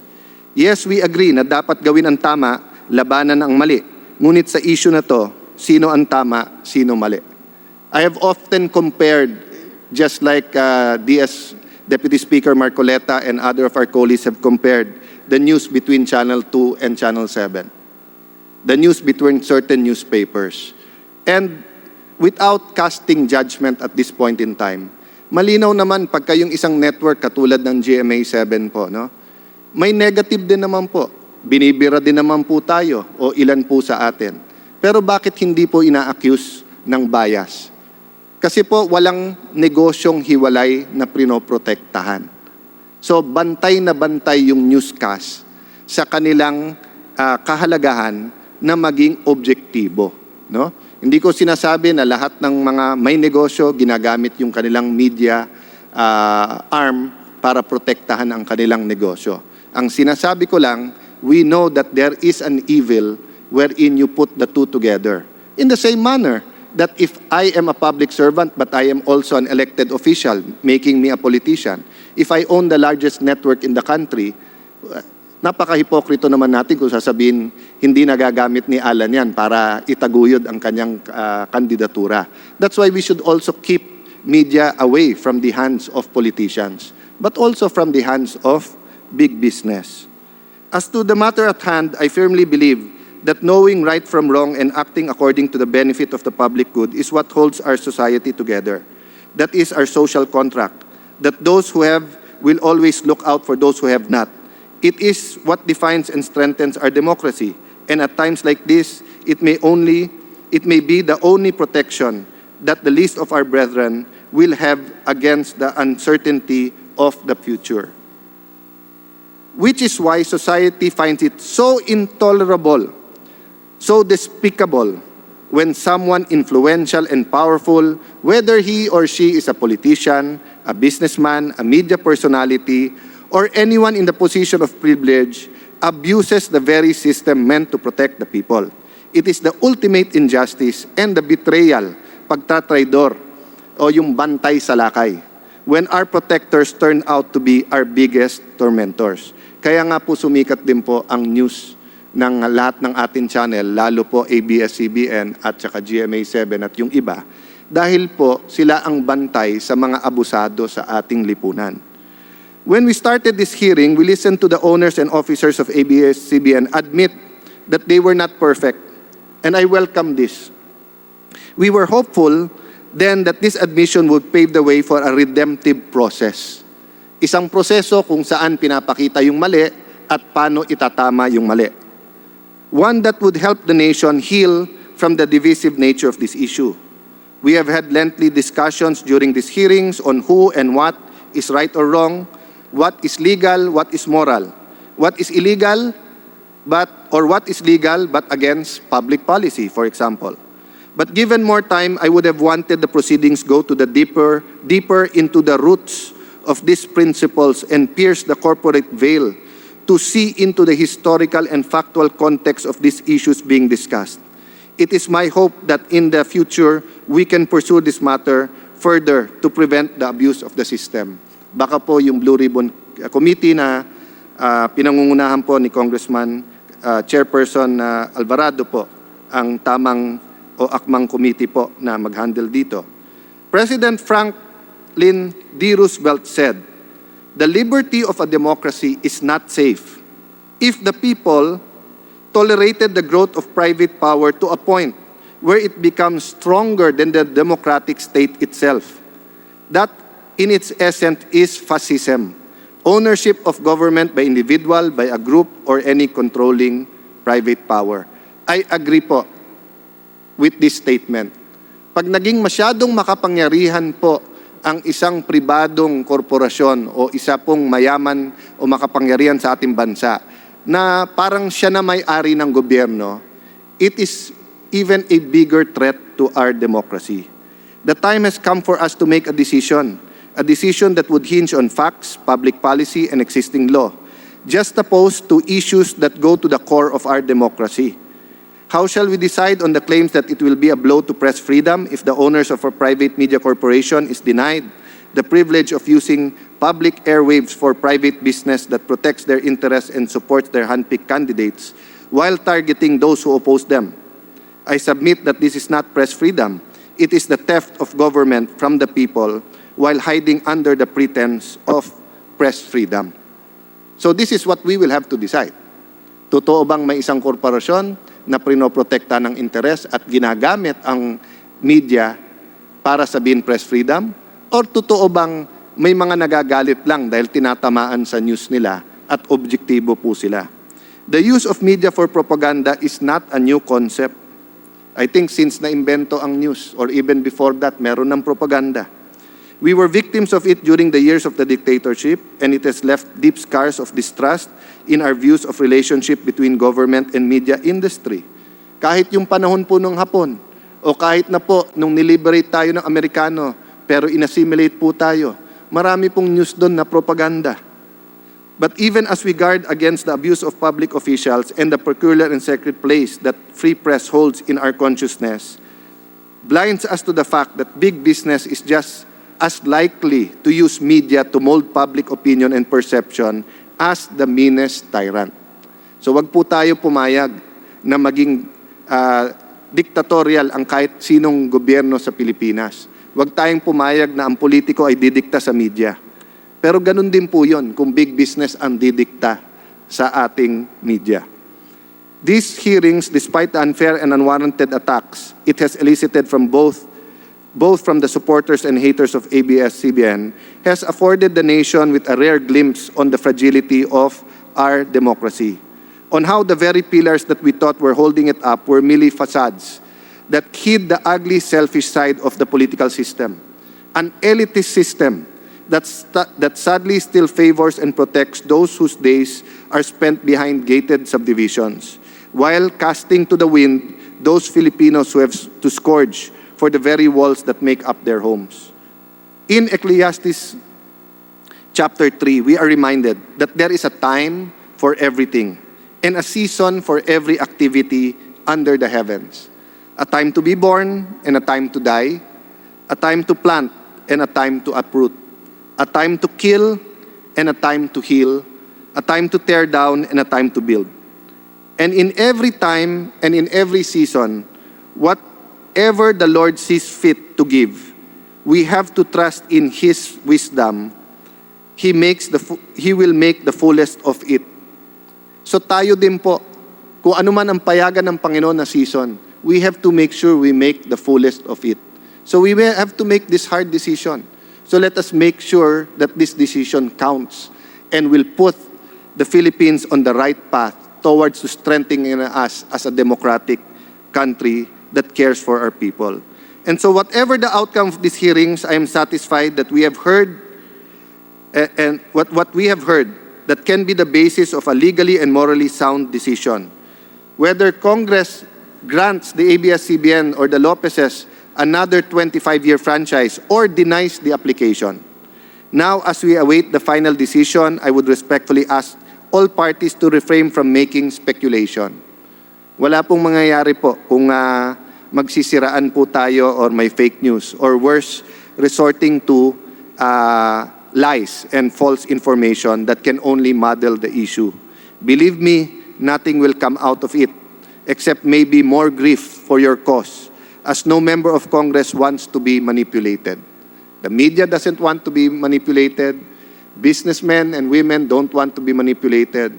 But kami dito sa Congress, ayaw din po namin na kami ay mamanipulate. Despite everything that has been said and done, I am hopeful that we'll be able to rise above our partisan sentiments for the good of the nation and strengthening of our democracy. I would like to urge my colleagues in the House to put the same energy, the same dedication in addressing the continuing needs of the people as a result of COVID-19. Actually po, mas malakas pa energy natin anti-COVID-19. Hindi lang kasi live ang bawat hearing compared dito sa hearing ng ABS-CBN. As we look for ways to solve the big problems of our economy, let us not forget to devote equal time to finding solutions to the day-to-day problems facing those whose livelihood have been adversely affected. Mga barbero, mga massage therapist, maliliit na kalenderya, mga may stalls sa mga iba't ibang mga mall, mga taxi, jeepney, tricycle drivers, and both the performing and creative artists, entertainers, singers, dancers, actors and actresses, the entire creative industry, no? Not just those belonging to ABS-CBN. They are very hard hit by this pandemic. But it is them who bring color, light, and happiness to our lives. Huwag natin i-underestimate o langin, di ba, ang entertainment at yung kasiyahan na dinadala sa atin. Kaya nga maraming may mental health problem sa lungkot. No? At ito pong mga artista, ating pong OPM, ating pong mga creative artists, performing artists, ang ating nasa advertising industry, yung pong mga nasa event industry, no? Sila po nagbibigay ng kulay sa atin buhay. So, over and above this ABS-CBN issue, let's do more to show them that we are here for them and we're also preparing for a new normal for them. I thank the leadership and members of the Committee on Legislative Franchise and the Committee on Good Government and Public Accountability, Chairperson Alvarez, Chairperson Alvarado, maraming salamat sa inyong dalawa. Sa lahat po ng membro ng committee, sa lahat po ng authors, sa lahat po na nagsalita, sa lahat po ng resource persons, including din po ang ABS-CBN management, at lalo po dun sa mga resource persons na medyo mahirap at masakit na magsalita, pero ginawa pa rin nila ang kanilang magagawa. So lastly, may I appeal to every member of Congress and to the people they represent. Makinig po tayo. Let's listen to the summations that are coming today. Yung pong magsasalita na isa-sum up po niya ang kanyang pagkaintindi at mga i-highlight na punto sa 12 hearing. Let's review important points. Nasa YouTube naman po yan at nasa Facebook accounts naman ng Congress. Let's review yung mga nangyari sa hearings. In that way, we can all form a judgment that is well-informed. God bless the Filipino people. God bless the Philippines. Maraming salamat po sa inyong lahat. Maraming salamat po, Speaker Alan Cayetano, at napakasarap po na marinig na ang mga miyembro ng joint committee ito ay pinapasalamatan no less than ng ating minamahal na Speaker of the House, Alan Peter Cayetano. Gayon na rin parang nakapagbalik tanaw tayo sa ating panahon nung nag-aaral tayo sa eskwelahan, kinakabisa natin yung preambulo. Ito, binigay na naman sa atin yung preambulo. Isang paalala na kailangan manatili ang hustisya, kalayaan, pagmamahal, pagkakapantay-pantay, at kapayapaan sa ating bansa. lalong-lalo na sa loob ng hearing na ito. Ngayon po, ang susunod na magpapayo sa atin at magbibigay ng kanyang manifestation, ang ating minamahal at ginagalang na Majority Leader Martin Romualdez. Maraming salamat po, Chairman Jonathan Kuya C. Alvarado. Honorable Speaker Alan Peter Compañero Cayetano, Chairman Franz Chicoy Alvarez, Chairman Kuya Jonathan C. Alvarado, Chairman Michael T. Defensor, my dear colleagues in the House of Representatives, ladies and gentlemen, good afternoon. Today, we are gathered in this august chamber to hear the closing arguments on the issue at hand, whether ABS-CBN deserves to be given the special privilege of a franchise to operate and maintain radio and TV broadcasting stations in the Philippines. Two of our brilliant and eloquent colleagues, Deputy Speaker Dante Marcoleta and Representative Rufus Rodriguez, will speak before us to summarize the issues that have been discussed lengthily and exhaustively for the past 2 months. As held by the Supreme Court, and I quote, "A legislative franchise is a special privilege granted by the state to corporations. It is a privilege of public concern which cannot be exercised at will and pleasure, but should be reserved for the public control and administration either by the government directly or by public agents, under such conditions and regulations as the government may impose on them in the interest of the public. It is the Congress that prescribes the conditions on which the grant of the franchise may be made, and thus the manner of granting the franchise to whom it may be granted, the mode of conducting the business, the charter and the quality of service to be rendered, and the duty of the grantee to the public in exercising the franchise are almost always defined in clear and unequivocal language." End quote.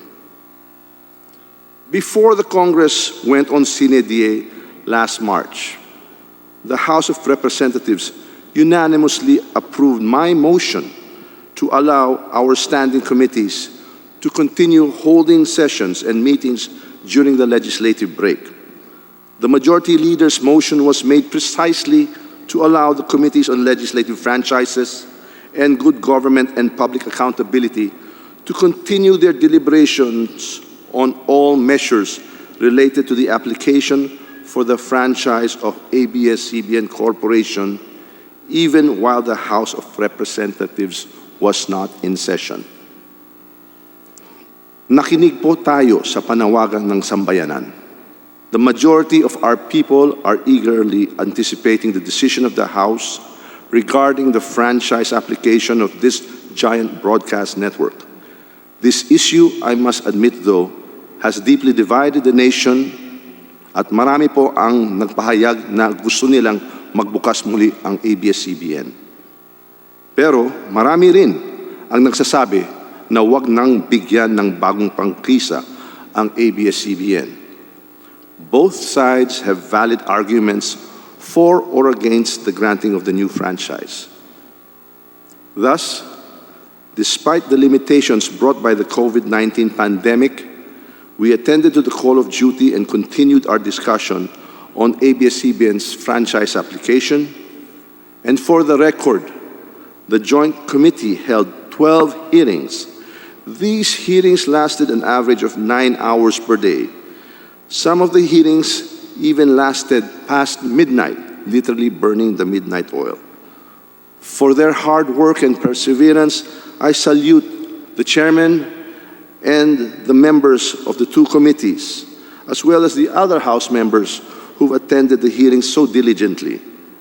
Let me also extend my warmest appreciation to all the congressional staff and House Secretariat who toiled with us in the trenches day and night.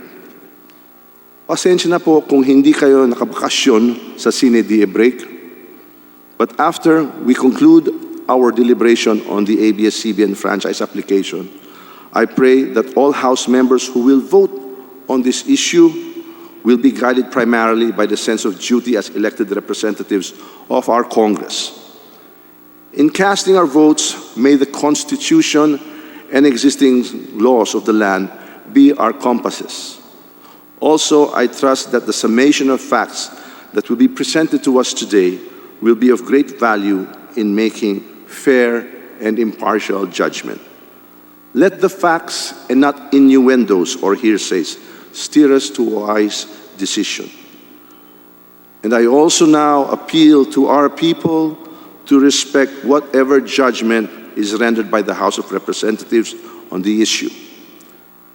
The framers of our Constitution have deemed it wise to give Congress the power to grant franchises, knowing fully well that our elected legislators will uphold the interest of their constituents at all times. Rest assured that the voice of our constituents and the voice of our people will prevail. Thank you all. God bless you all. Mabuhay ang Pilipinas.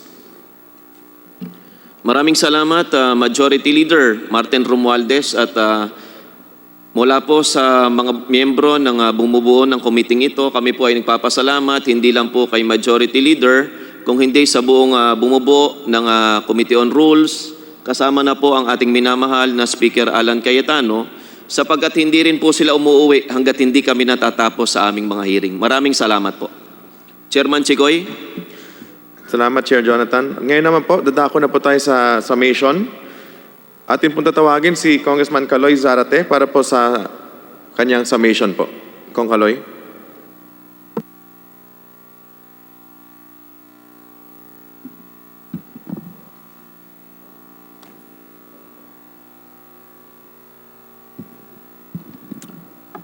Isang maalab na pagbati sa ating mga kasamahan sa Kamara, kay Speaker Alan Peter Cayetano, sa ating Majority Leader Martin Romualdez, sa ating Minority Leader Benny Abante, sa ating Chair Chicoy Alvarez ng Committee on Legislative Franchise, Chair Jose Alvarado ng Committee on Good Government, at sa lahat ng ating mga mamamayan, ating mga kababayan na nakasubaybay sa pagdinig ng Kongreso sa usapin ng prangkisa ng ABS-CBN.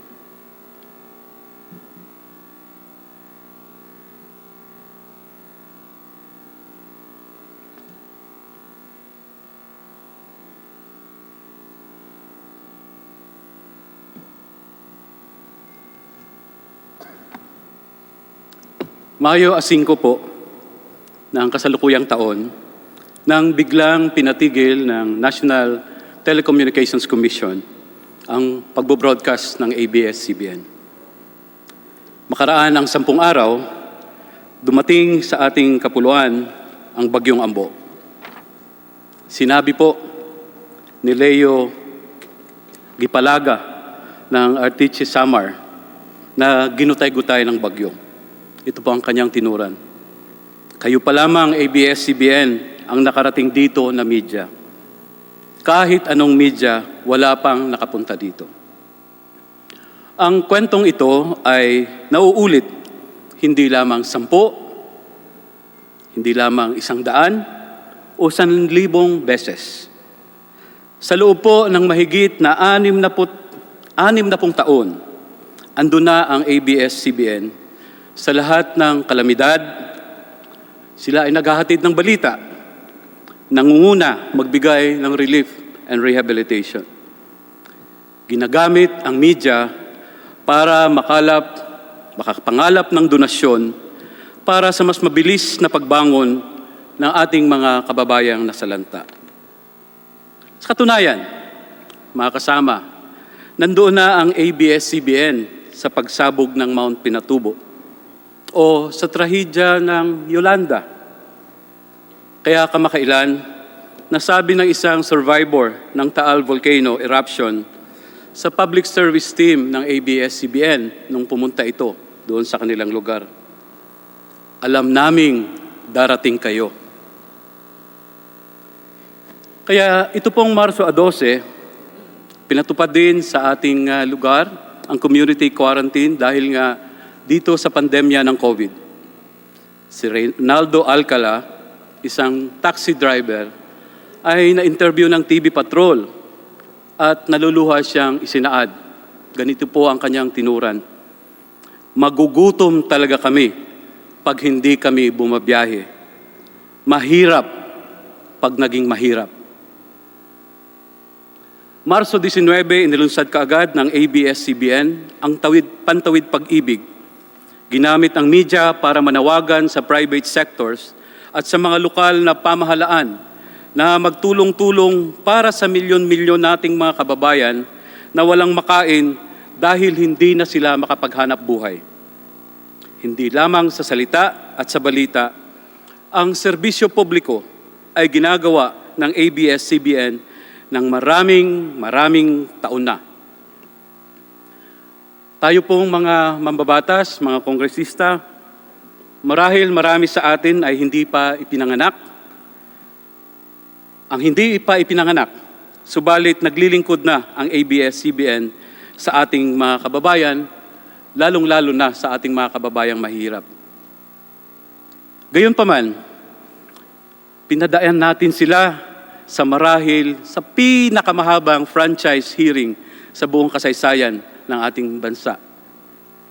Ang ibang nag-a-apply para sa prangkisa, walang kapawis-pawis, kaunting araw o kaunting oras lamang ang nagdaan, ay meron na silang prangkisa. Pero ang ABS-CBN, pinadaan natin sa butas ng karayom. Subalit, hindi naman ito masama. Ito ay naging pagkakataon para mapatunayan natin na kahit na ang pinakamasusing pagsasala, lumutulutang ang katapatan at ang integridad ng ABS-CBN network. At hindi lang ito sabi-sabi. Sino ang nagpatutuo nito? Mismong mga ahensya ng gobyerno, ang Department of Justice, ang Bureau of Immigration, ang Securities and Exchange Commission, ang Presidential Commission on Good Government, ang desisyon ng Regional Trial Court, ang kataas-taasang hukuman, ang Bureau of Internal Revenue, ang PESA, ang COMELEC, at maging ang Department of Labor and Employment. Hinungkat natin, halimbawa, nung una, ang citizenship ni Ginoong Gabi Lopez. Mayroong nagbibintang na siya ay hindi Pilipino, kaya hindi maaring maging may-ari ng isang media company. Pero ano po ang sabi ng Department of Justice at ng Bureau of Immigration?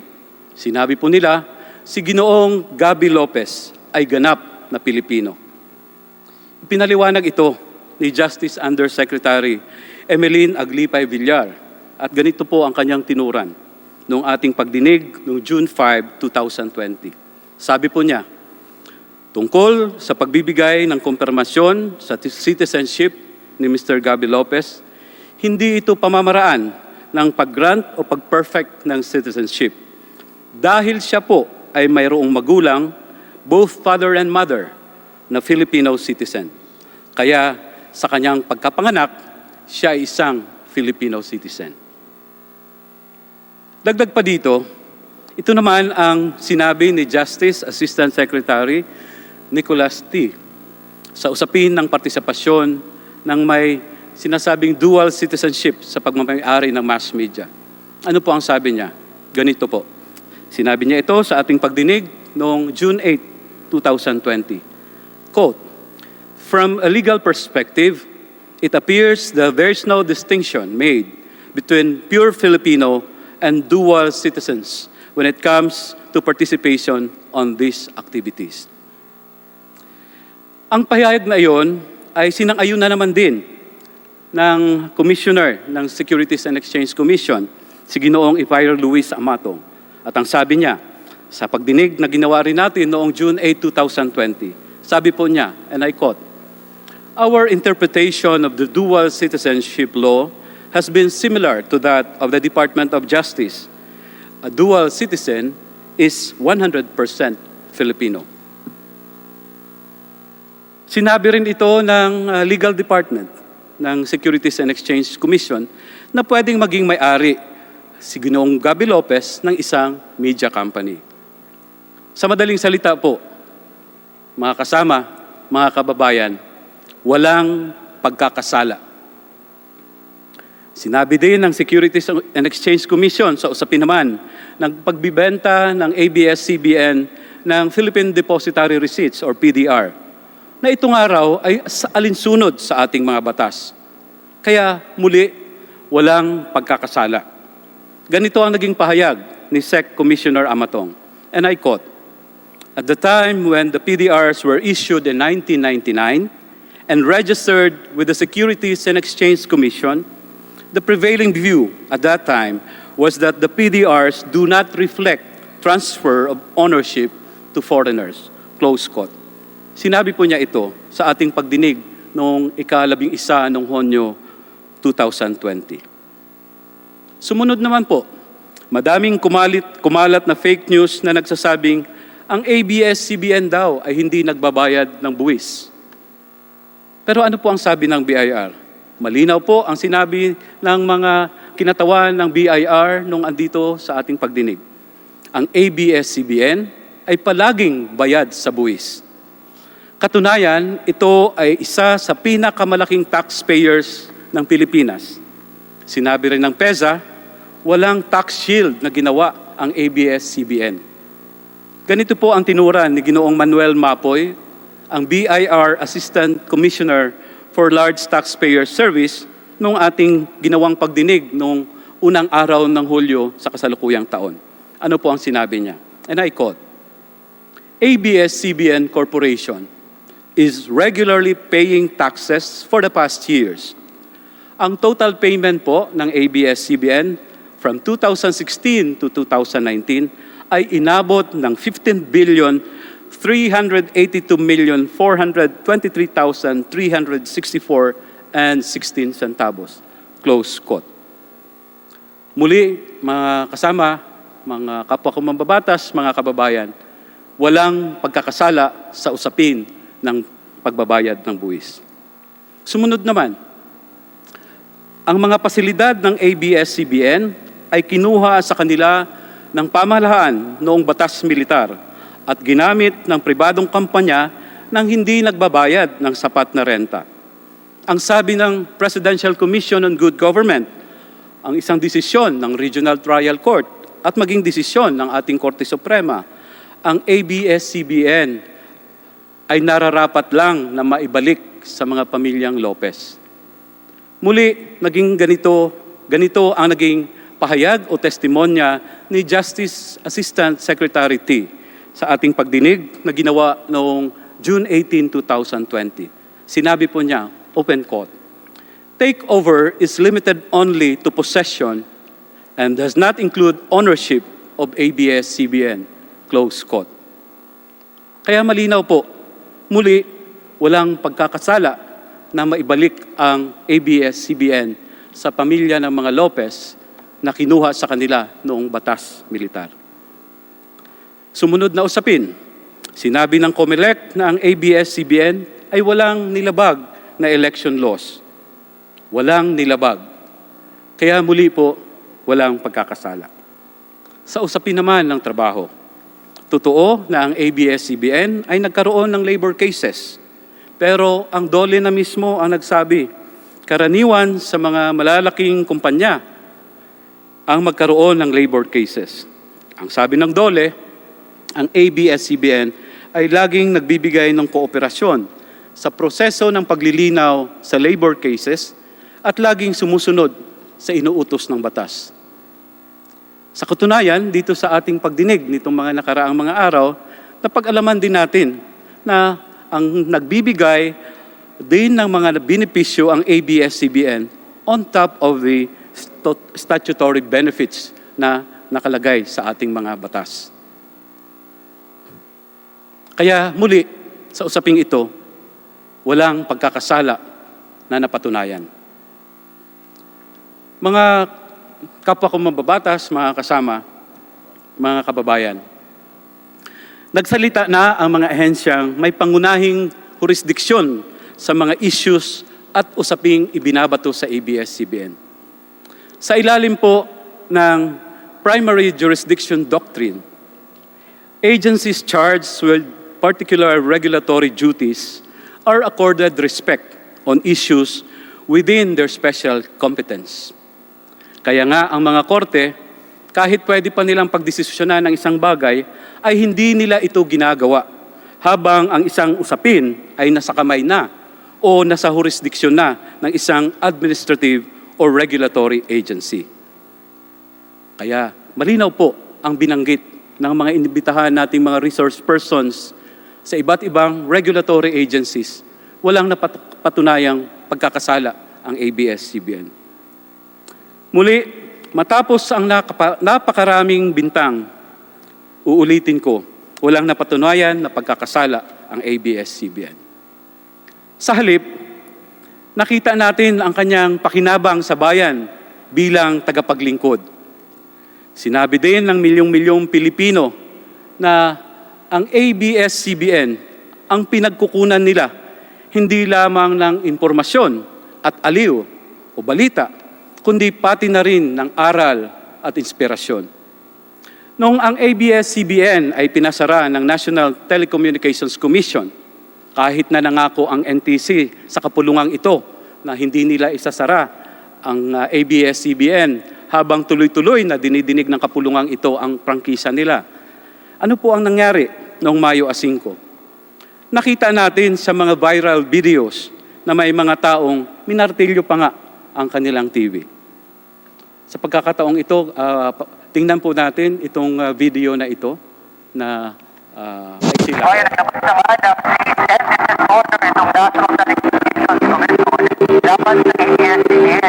Hihinto po ng ABS-CBN ang pag-broadcast pagkatapos po ng ating Alam po namin na maglingkod sa inyo, kabayan. Hindi kami mananahimik. Hindi namin kayo tatalikuran, kabayan. Masakit sa amin nasasara kami. Marami pa po tayong mga hangarin para sa Pilipino at sa ating bayan. Parang anak mo na rin. Wala ka ng kwenta, wala ng ABS-CBN. Operation Channel 2 in the service of the Filipino. Wala po kaming nilibag na batas at nangangako po kami na patuloy kami magsusumikap maging mas mabuting kumpanya. Dito sa ABS-CBN po, it's not just a job, it is a calling in the service of the Philippines. Labis na sinusubok ang katatagan ng ating pamilya, ang dating mga ngiti na palitan ng mga luha. Ba't di ka naiyak? Wala ka nang mapanood, wala ka nang balita. Talagang nakakalungkot ang TFC. Doon kami tumutugot at tumutugot ng lakas ng inspirasyon para bumaba ang buhay namin dito sa Saudi.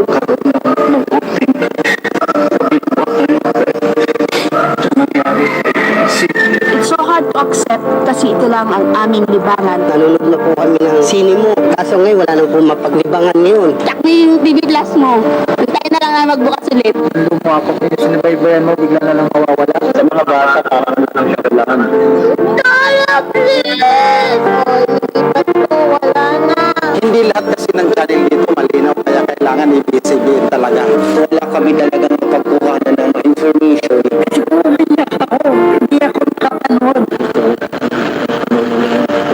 Nakakalungkot lang isipin kasi naging parte na siya ng buhay ko. Kahit sabihin mong nakakapanood naman kami gamit yung gadget namin, iba pa rin kasi yung experience na sa TV mo talaga napapanood. Lalo na kung may mga kasama ka nanonood, kasama pagkato ang pamilya mo. Ang dating pagkasabik, napalitan ng panghihinayang.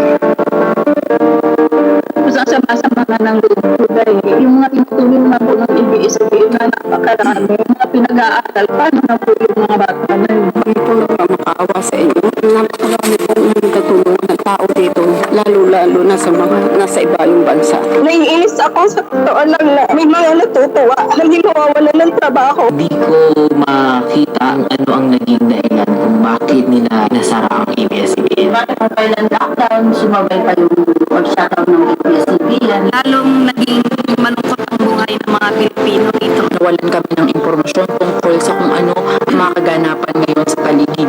Nahihirapan kami sumagap ng balita. Kung mawawala ang ABS-CBN, parang mawawala din kami ng kapamilya. Hindi naman din po kasi yung channel mismo yung sinisira. Mismo mga Pilipino. para sa ating mga pangarap at para sa katotohanan, hindi tayo mag-iiwanan. Sana po, pagtulungan po natin na maibalik po yung ABS-CBN sa ili. Kamusta po ng mga magandang purpose sa ABS-CBN? Unang ito, ragsak ito pamilya. Ito yung network na malaki yung malasakit sa mga bata. May protektahan yakapin ang buong pamilya, ang buong korporasyon ng ABS-CBN. In the service of the Filipino, sa katotohanan na magbigay saya na may pagmamahal. Bakit mahal ko ang ABS-CBN? Simple lang po, kasi mahal din kami ng ABS-CBN. Kapamilya, pahayag ang inyong nararamdaman. Hindi maghihiwalay. Kapamilya. Masukol Family loves ABS-CBN. Family love ABS-CBN. Pamilya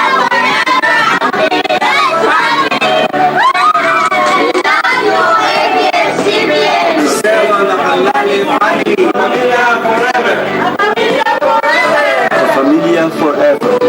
Ibalik ang ABS-CBN. Forever pamilya. Pamilya Ibalik ang kapamilya ng bawat Pilipino.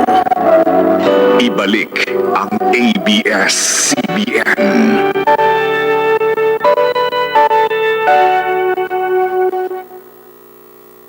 Sa nakita po natin sa maiksing video na yan, ang matinding reaksyon ng ating mga kababayan. Hindi lang sa Pilipinas, kundi maging sa iba't ibang bahagi ng mundo. Ang ilan nga, itinapon ang kanilang TV set sa apoy o sa ilog. Andin pa daw nila ang kanilang TV kung wala ng ABS-CBN. Pero mga kapwa ko mambabatas, mga kababayan, sa likod ng kanilang pagpapatawa, meron silang sinasabi sa atin na mahalaga. At ano po yun? Bakit ninyo ipagkakait sa amin ang kaunting kaligayahan sa pang-araw-araw? Ang karamihan sa kanila ay hindi nagpapatawa.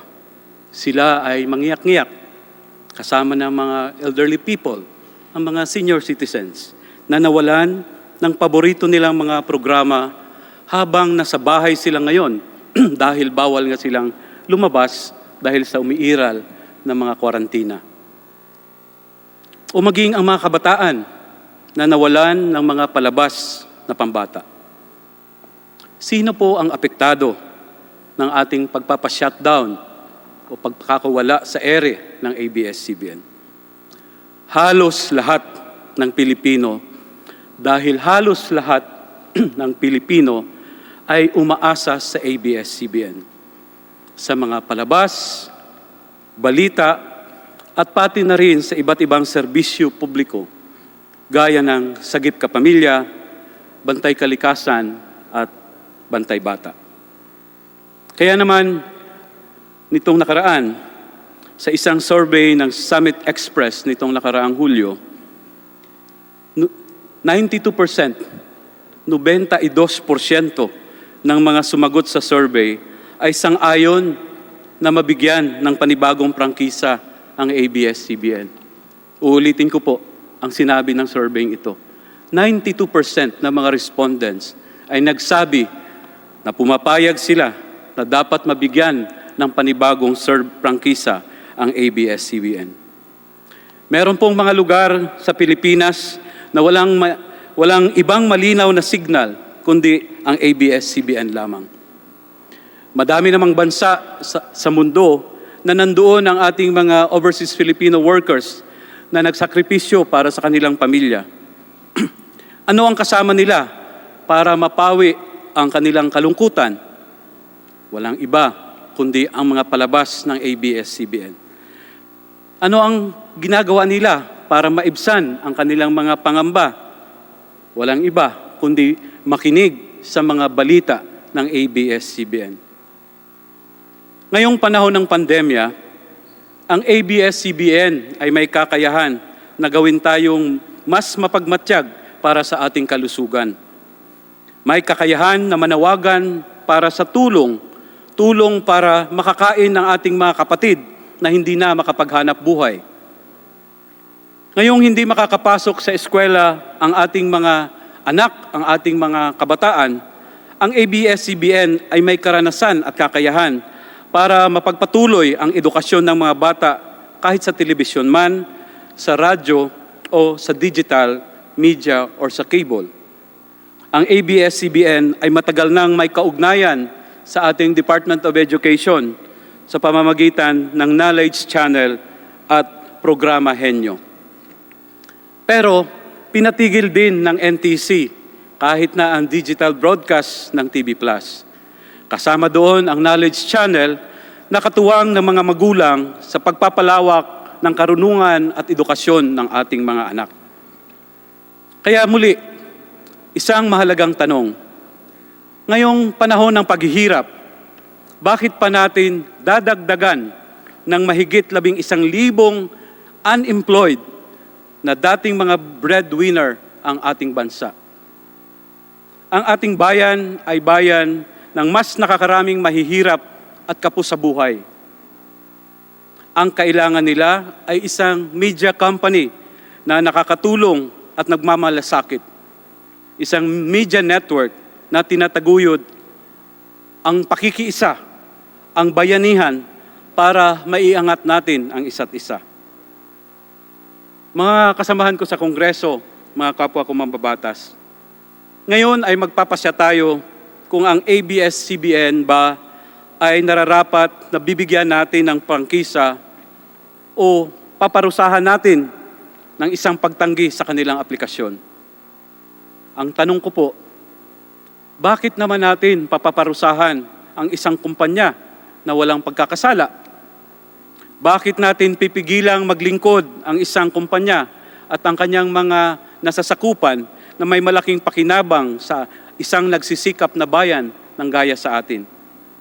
Bakit natin parusahan at supilin maging ang karapatan ng pamamahayag at karapatan ng ating mga mamamayan sa malayang daloy ng impormasyon? Mga kasamahan ko sa Kongreso, mga kapwa ko mambabatas, may mga iba't ibang dahilan na panggagalingan ang ating pagpapasya at ang ating boto sa mga sumunod na oras o araw. Subalit, ano nga ba ang ating papel at responsibilidad bilang mga mambabatas at bilang Kongreso? Walang iba po kundi ang gawin ang nararapat para sa interes ng ating nakararaming mga mamamayan. Hindi na kung ano ang ating pansariling interes. Hindi ang interes maging ng mga may-ari ng ABS-CBN o hindi maging ang interes ng iilan na interesado na maipasara ng tuluyan ang ABS-CBN. Ang ating papel at responsibilidad ay ang gawin kung ano ang nararapat para sa ating nakararaming mga mamamayan at para sa ating bayan. Kaya nagtitiwala po ako dahil tayo ay hinaral ng ating mga kababayang umaasa sa ating katapatan na tayo po ay boboto ng para sa interes ng karaniwang mamamayan. Huwag po sana nating biguin ang ating mga kababayan. Dinalangin ko na ang panggagalingan ng ating boto ay ang ating konsensya, gaya ng nabanggit ng ating kagalang-galang na speaker. Ang ating puso, ang ating pagmamalasakit sa kapwa Pilipino, ang ating pagpapahalaga sa kinabukasan ng ating mga anak at anak ng ating mga anak. Ang atin pong maging kapasyahan sa pambihirang pagkakataong ito ay magiging bahagi ng ating kasaysayan. Uulitin ko po, ang atin pong magiging kapasyahan sa pambihirang pagkakataong ito ay magiging bahagi ng ating kasaysayan.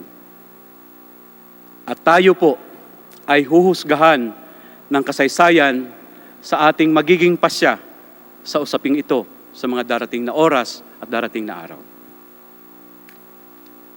Kaya ako po ay nananawagan sa ating mga kasamahan sa Kongreso, sa mga miyembro ng Committee on Legislative Franchise. At sa lahat, sumama po tayo sa panig ng matuwid at tama. Bigyan po natin ng pagkakataon, bigyan pa natin ng isa pang pagkakataon, ng muling pagkakataon, na makapaglingkod ang ABS-CBN at ang kanyang mga nasasakupan sa ating mga mamamayan at sa ating bayan. I-renew po natin ang kanilang prangkisa. Maraming salamat po sa inyo at maraming salamat po sa ating lahat. Magandang hapon po. Maraming salamat, Kinatawan Sarate, ang nagsalita po para sa mga pro sa prangkisa ng ABS-CBN. Ikaw rin po ay parte na ng history ng kamarang ito at ng sambayan ng Pilipino. Tayo po muna ay magkakaroon ng suspension habang hinihintay natin ang magsasalita para naman po sa kabilang panig. Hearing suspended.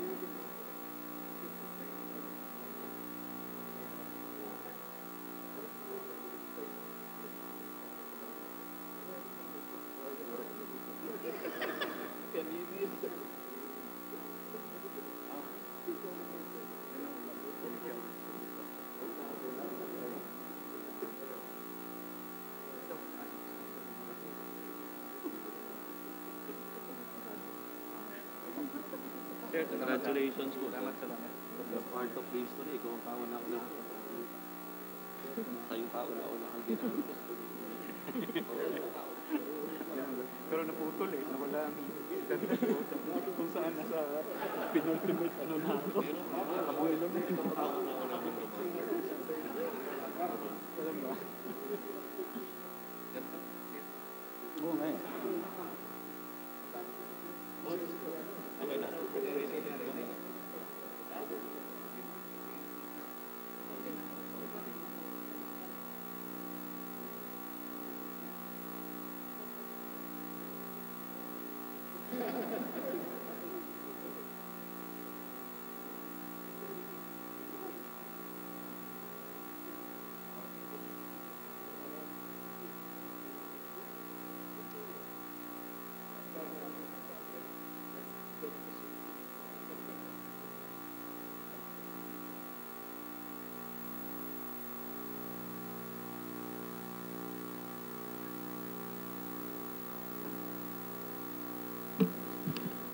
Hearing resumed.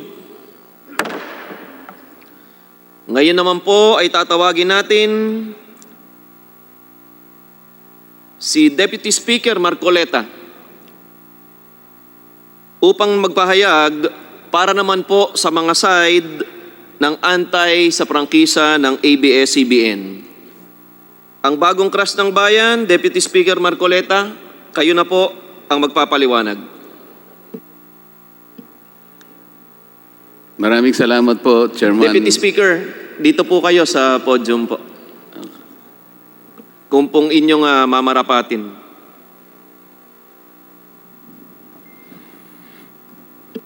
Maraming salamat po, Chairman Alvarez at Chairman Alvarado.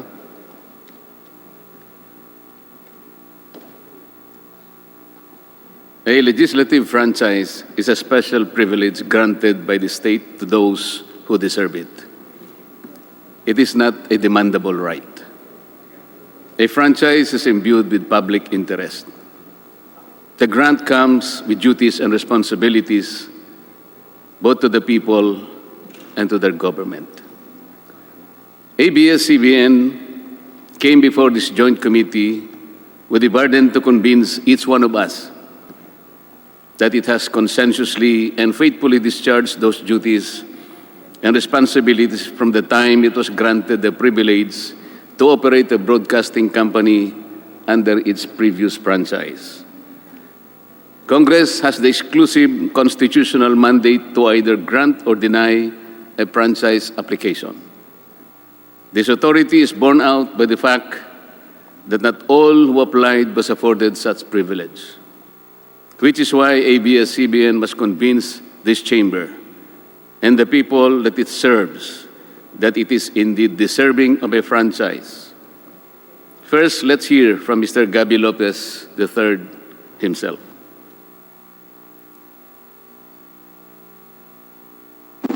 Ang sabi po ni Mr. Lopez sa kanyang mga pahayag, "In my heart, I am Filipino." Tama po ba yun, Mr. Lopez? Yes, Your Honor. Okay. Madaling sabihin po kasi ito, Mr. Lopez. At kung hindi naman po dalawa ang puso ninyo, pwede ko bang itanong sa inyo, saan bahagi po ng dibdib ninyo ilalagay po si Uncle Sam? Mr. Lopez? Sa dibdib po. Ano po? Hindi po sa dibdib. Saan po? Dalawa lang po po. Isa lang ang puso ninyo. Kung hindi naman dalawa, ang tanong ko po, saan nyo ilalagay si Uncle Sam? Ang puso ko Pilipino. So, siguro ipapatupad ko lang yun.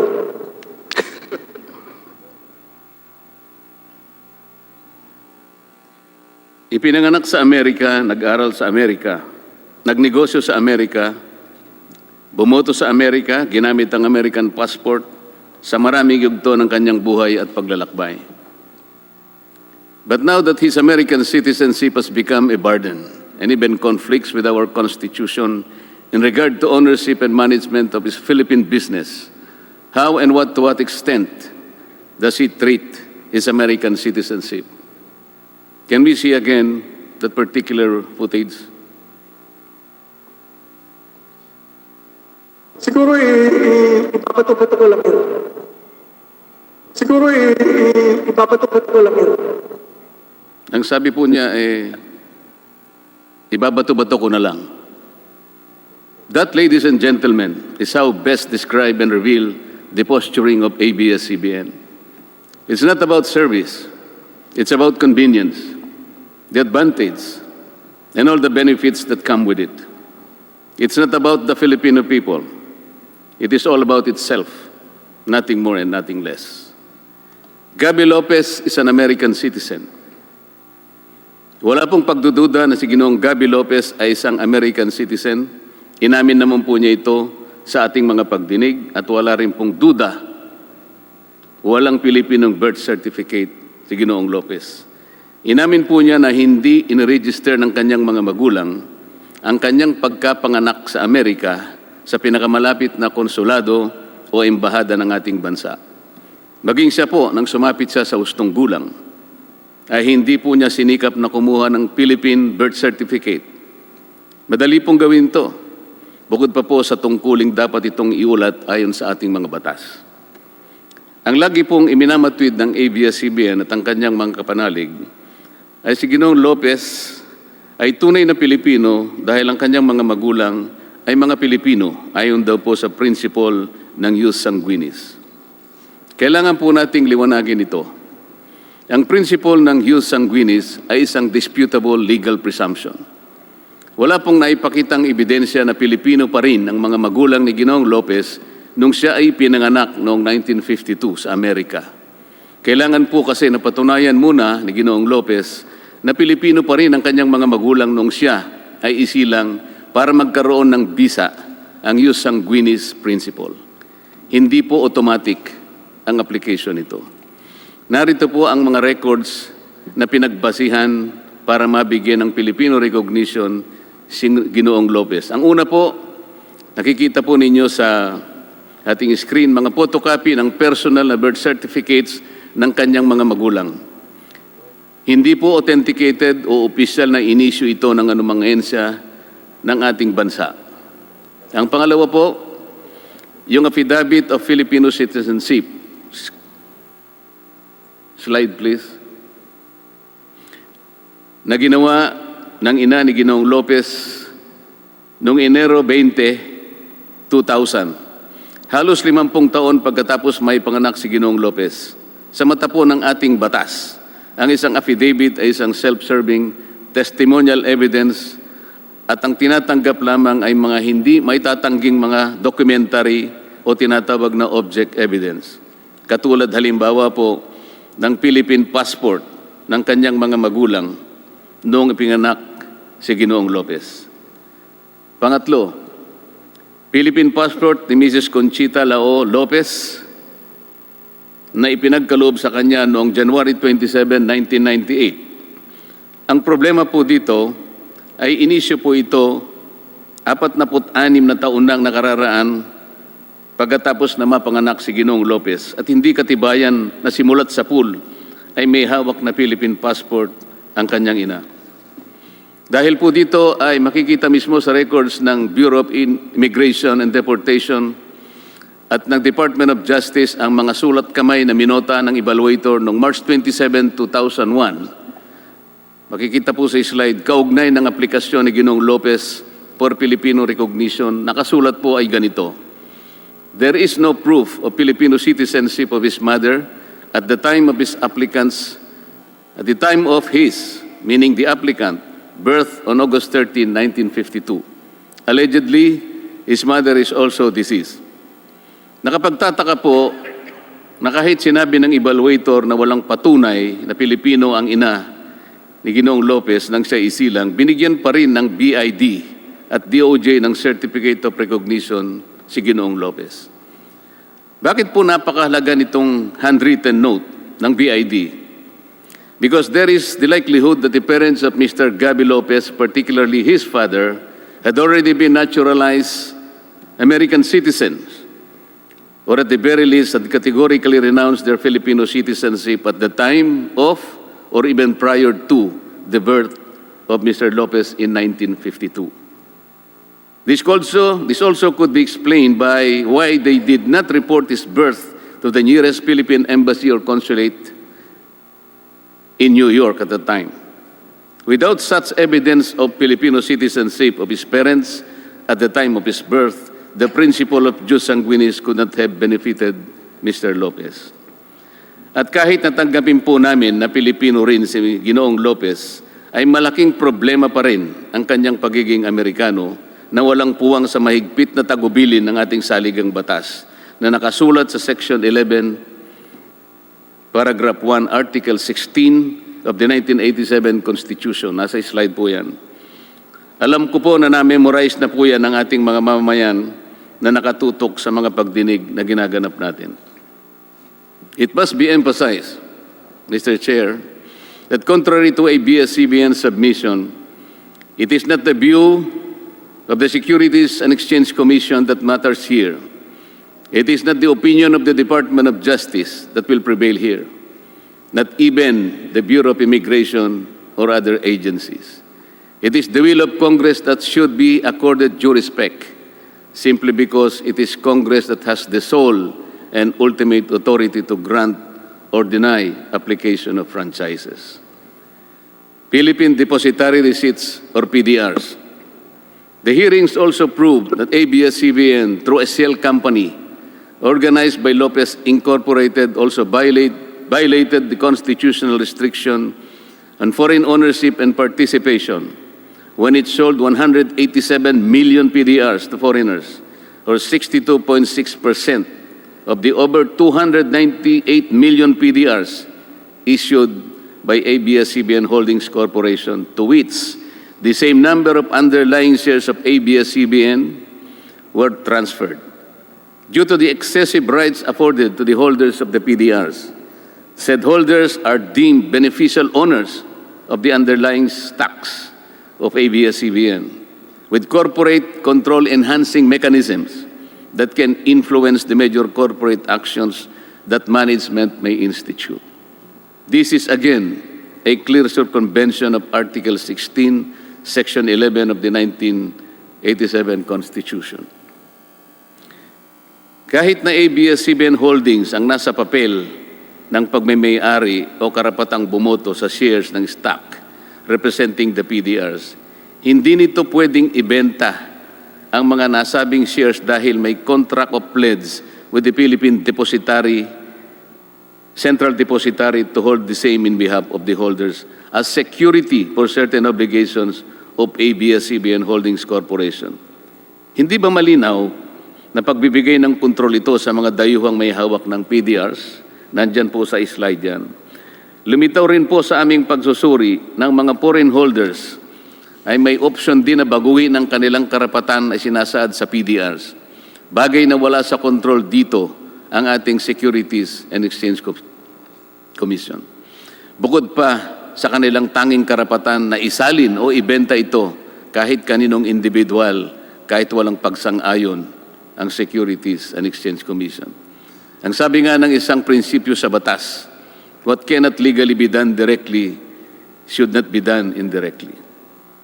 Sa madaling salita, Mr. Chair, ang hindi dapat gawin sa patago, dapat itong gawin ng may pagsusumamo.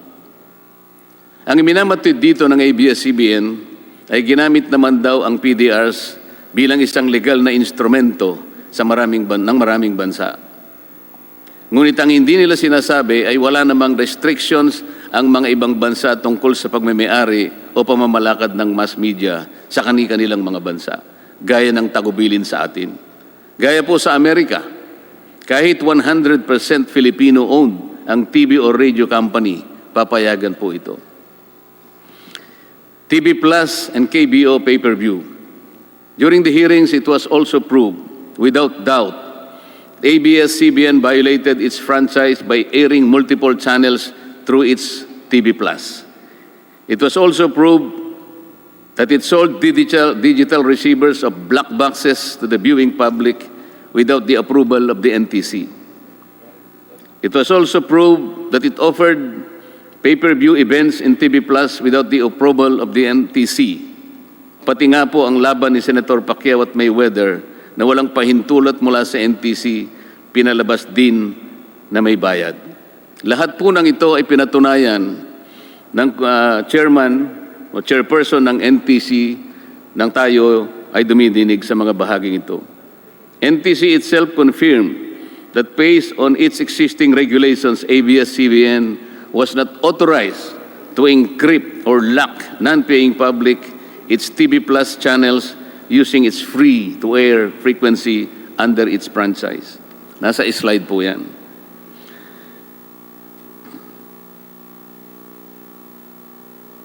NTC under oath declared that ABS-CBN completely disregarded its order or letter to refrain from airing PPB or pay-per-view services without the conditional access system guidelines that are yet to be formulated. ABS-CBN even utilized the platforms of its subsidiaries, namely Sky Cable Corporation, Amcara Broadcasting Network, and ABS-CBN Convergence in launching these illegal activities which, by the way, also compromised the respective franchises that are also being considered along with that of ABS-CBN. Nagkasala ang ABS-CBN dito ng maraming beses. Pinangunahan nito ang NTC habang ito ay abala pa sa paggawa ng reglamentong ipatutupad sa tinatawag na conditional access system para sa pay-per-view. Sinadya nila ito sa kagustuhan nilang makinabang at kumita kahit wala pang itinakdang regulasyon, taliwas sa nakasaad sa termino ng kanilang prangkisa. Kung susumahin nga po ang multa doon lamang sa pagbebenta at paggamit ng, sabihin na lang nating 5 milyon na black boxes sa loob ng 5 taon at 4 na buwan, ang kwenta po ay aabot sa 1.97 trillion pesos. Hindi pa po natin sinasama dyan ang violation ng multiple channels. Alleged black timing with Amcara. Ganito rin ang napatunayan na ginawa ng ABS-CBN nang gamitin nila ang Channel 43 para lumipat mula sa analog papunta sa digital system. Mula pa sa demonstration period na ibinigay ng NTC sa ABS-CBN, na hanggang June 30, 2015 lamang, ito ay nagpatuloy sa pag-broadcast ng TV Plus at pay-per-view incidents hanggang ito ay umabot ng 5 taon at 4 na buwan. At 1 taon bago matapos ang prangkisa ng ABS-CBN at Amcara, ay ibinenta ng ABS-CBN ang 49% ng kanyang pagmamayari dito sa Amcara na nagkukon black timing lang ang lahat para mapagtakpan ang paggamit ng TV Plus sa pag-akala nito ng prangkisa ng Amcara ay hindi mapapansin na paso na rin noon pang May 4, 2020.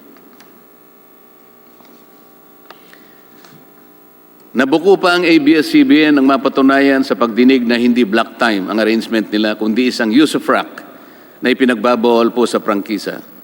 Ito po ay dahil sa pag-amin na rin ni Ginoong Karandang na halos 24 na taon ay ABS-CBN ang gumagamit ng kanilang frequency gamit ang sariling logo, tauhan at pasilidad sa pag-ere ng kanilang programa.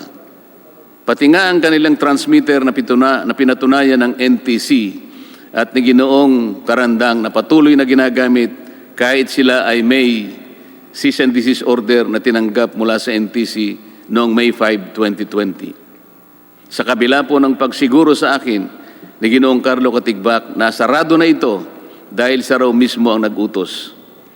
Marami po ang makakasuhan ng perjury rito.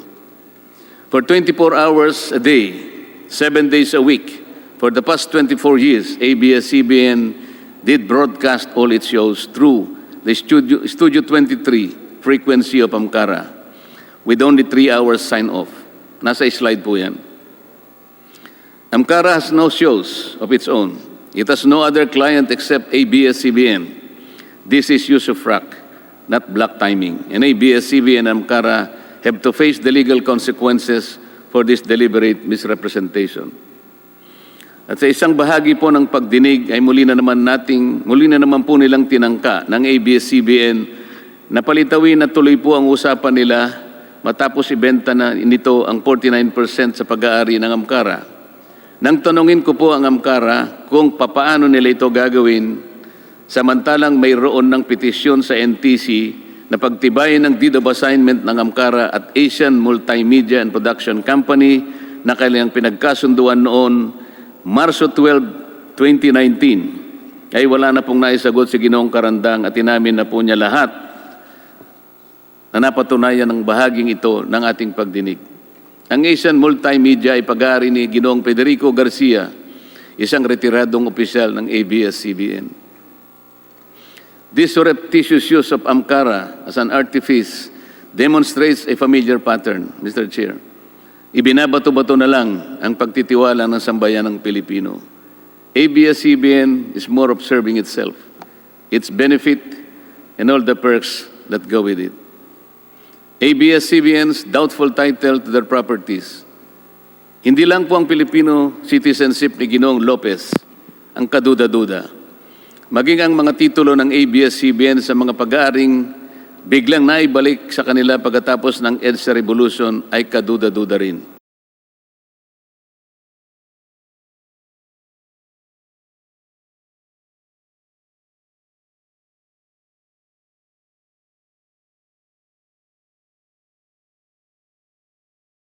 Po ay walang maipakitang record ng arbitration na nauukol sa pagmemayari ng ABS-CBN. Even the title to their property. Kong Marcoleta, suspend muna tayo sandali. May technical difficulty lang. Hearing suspended.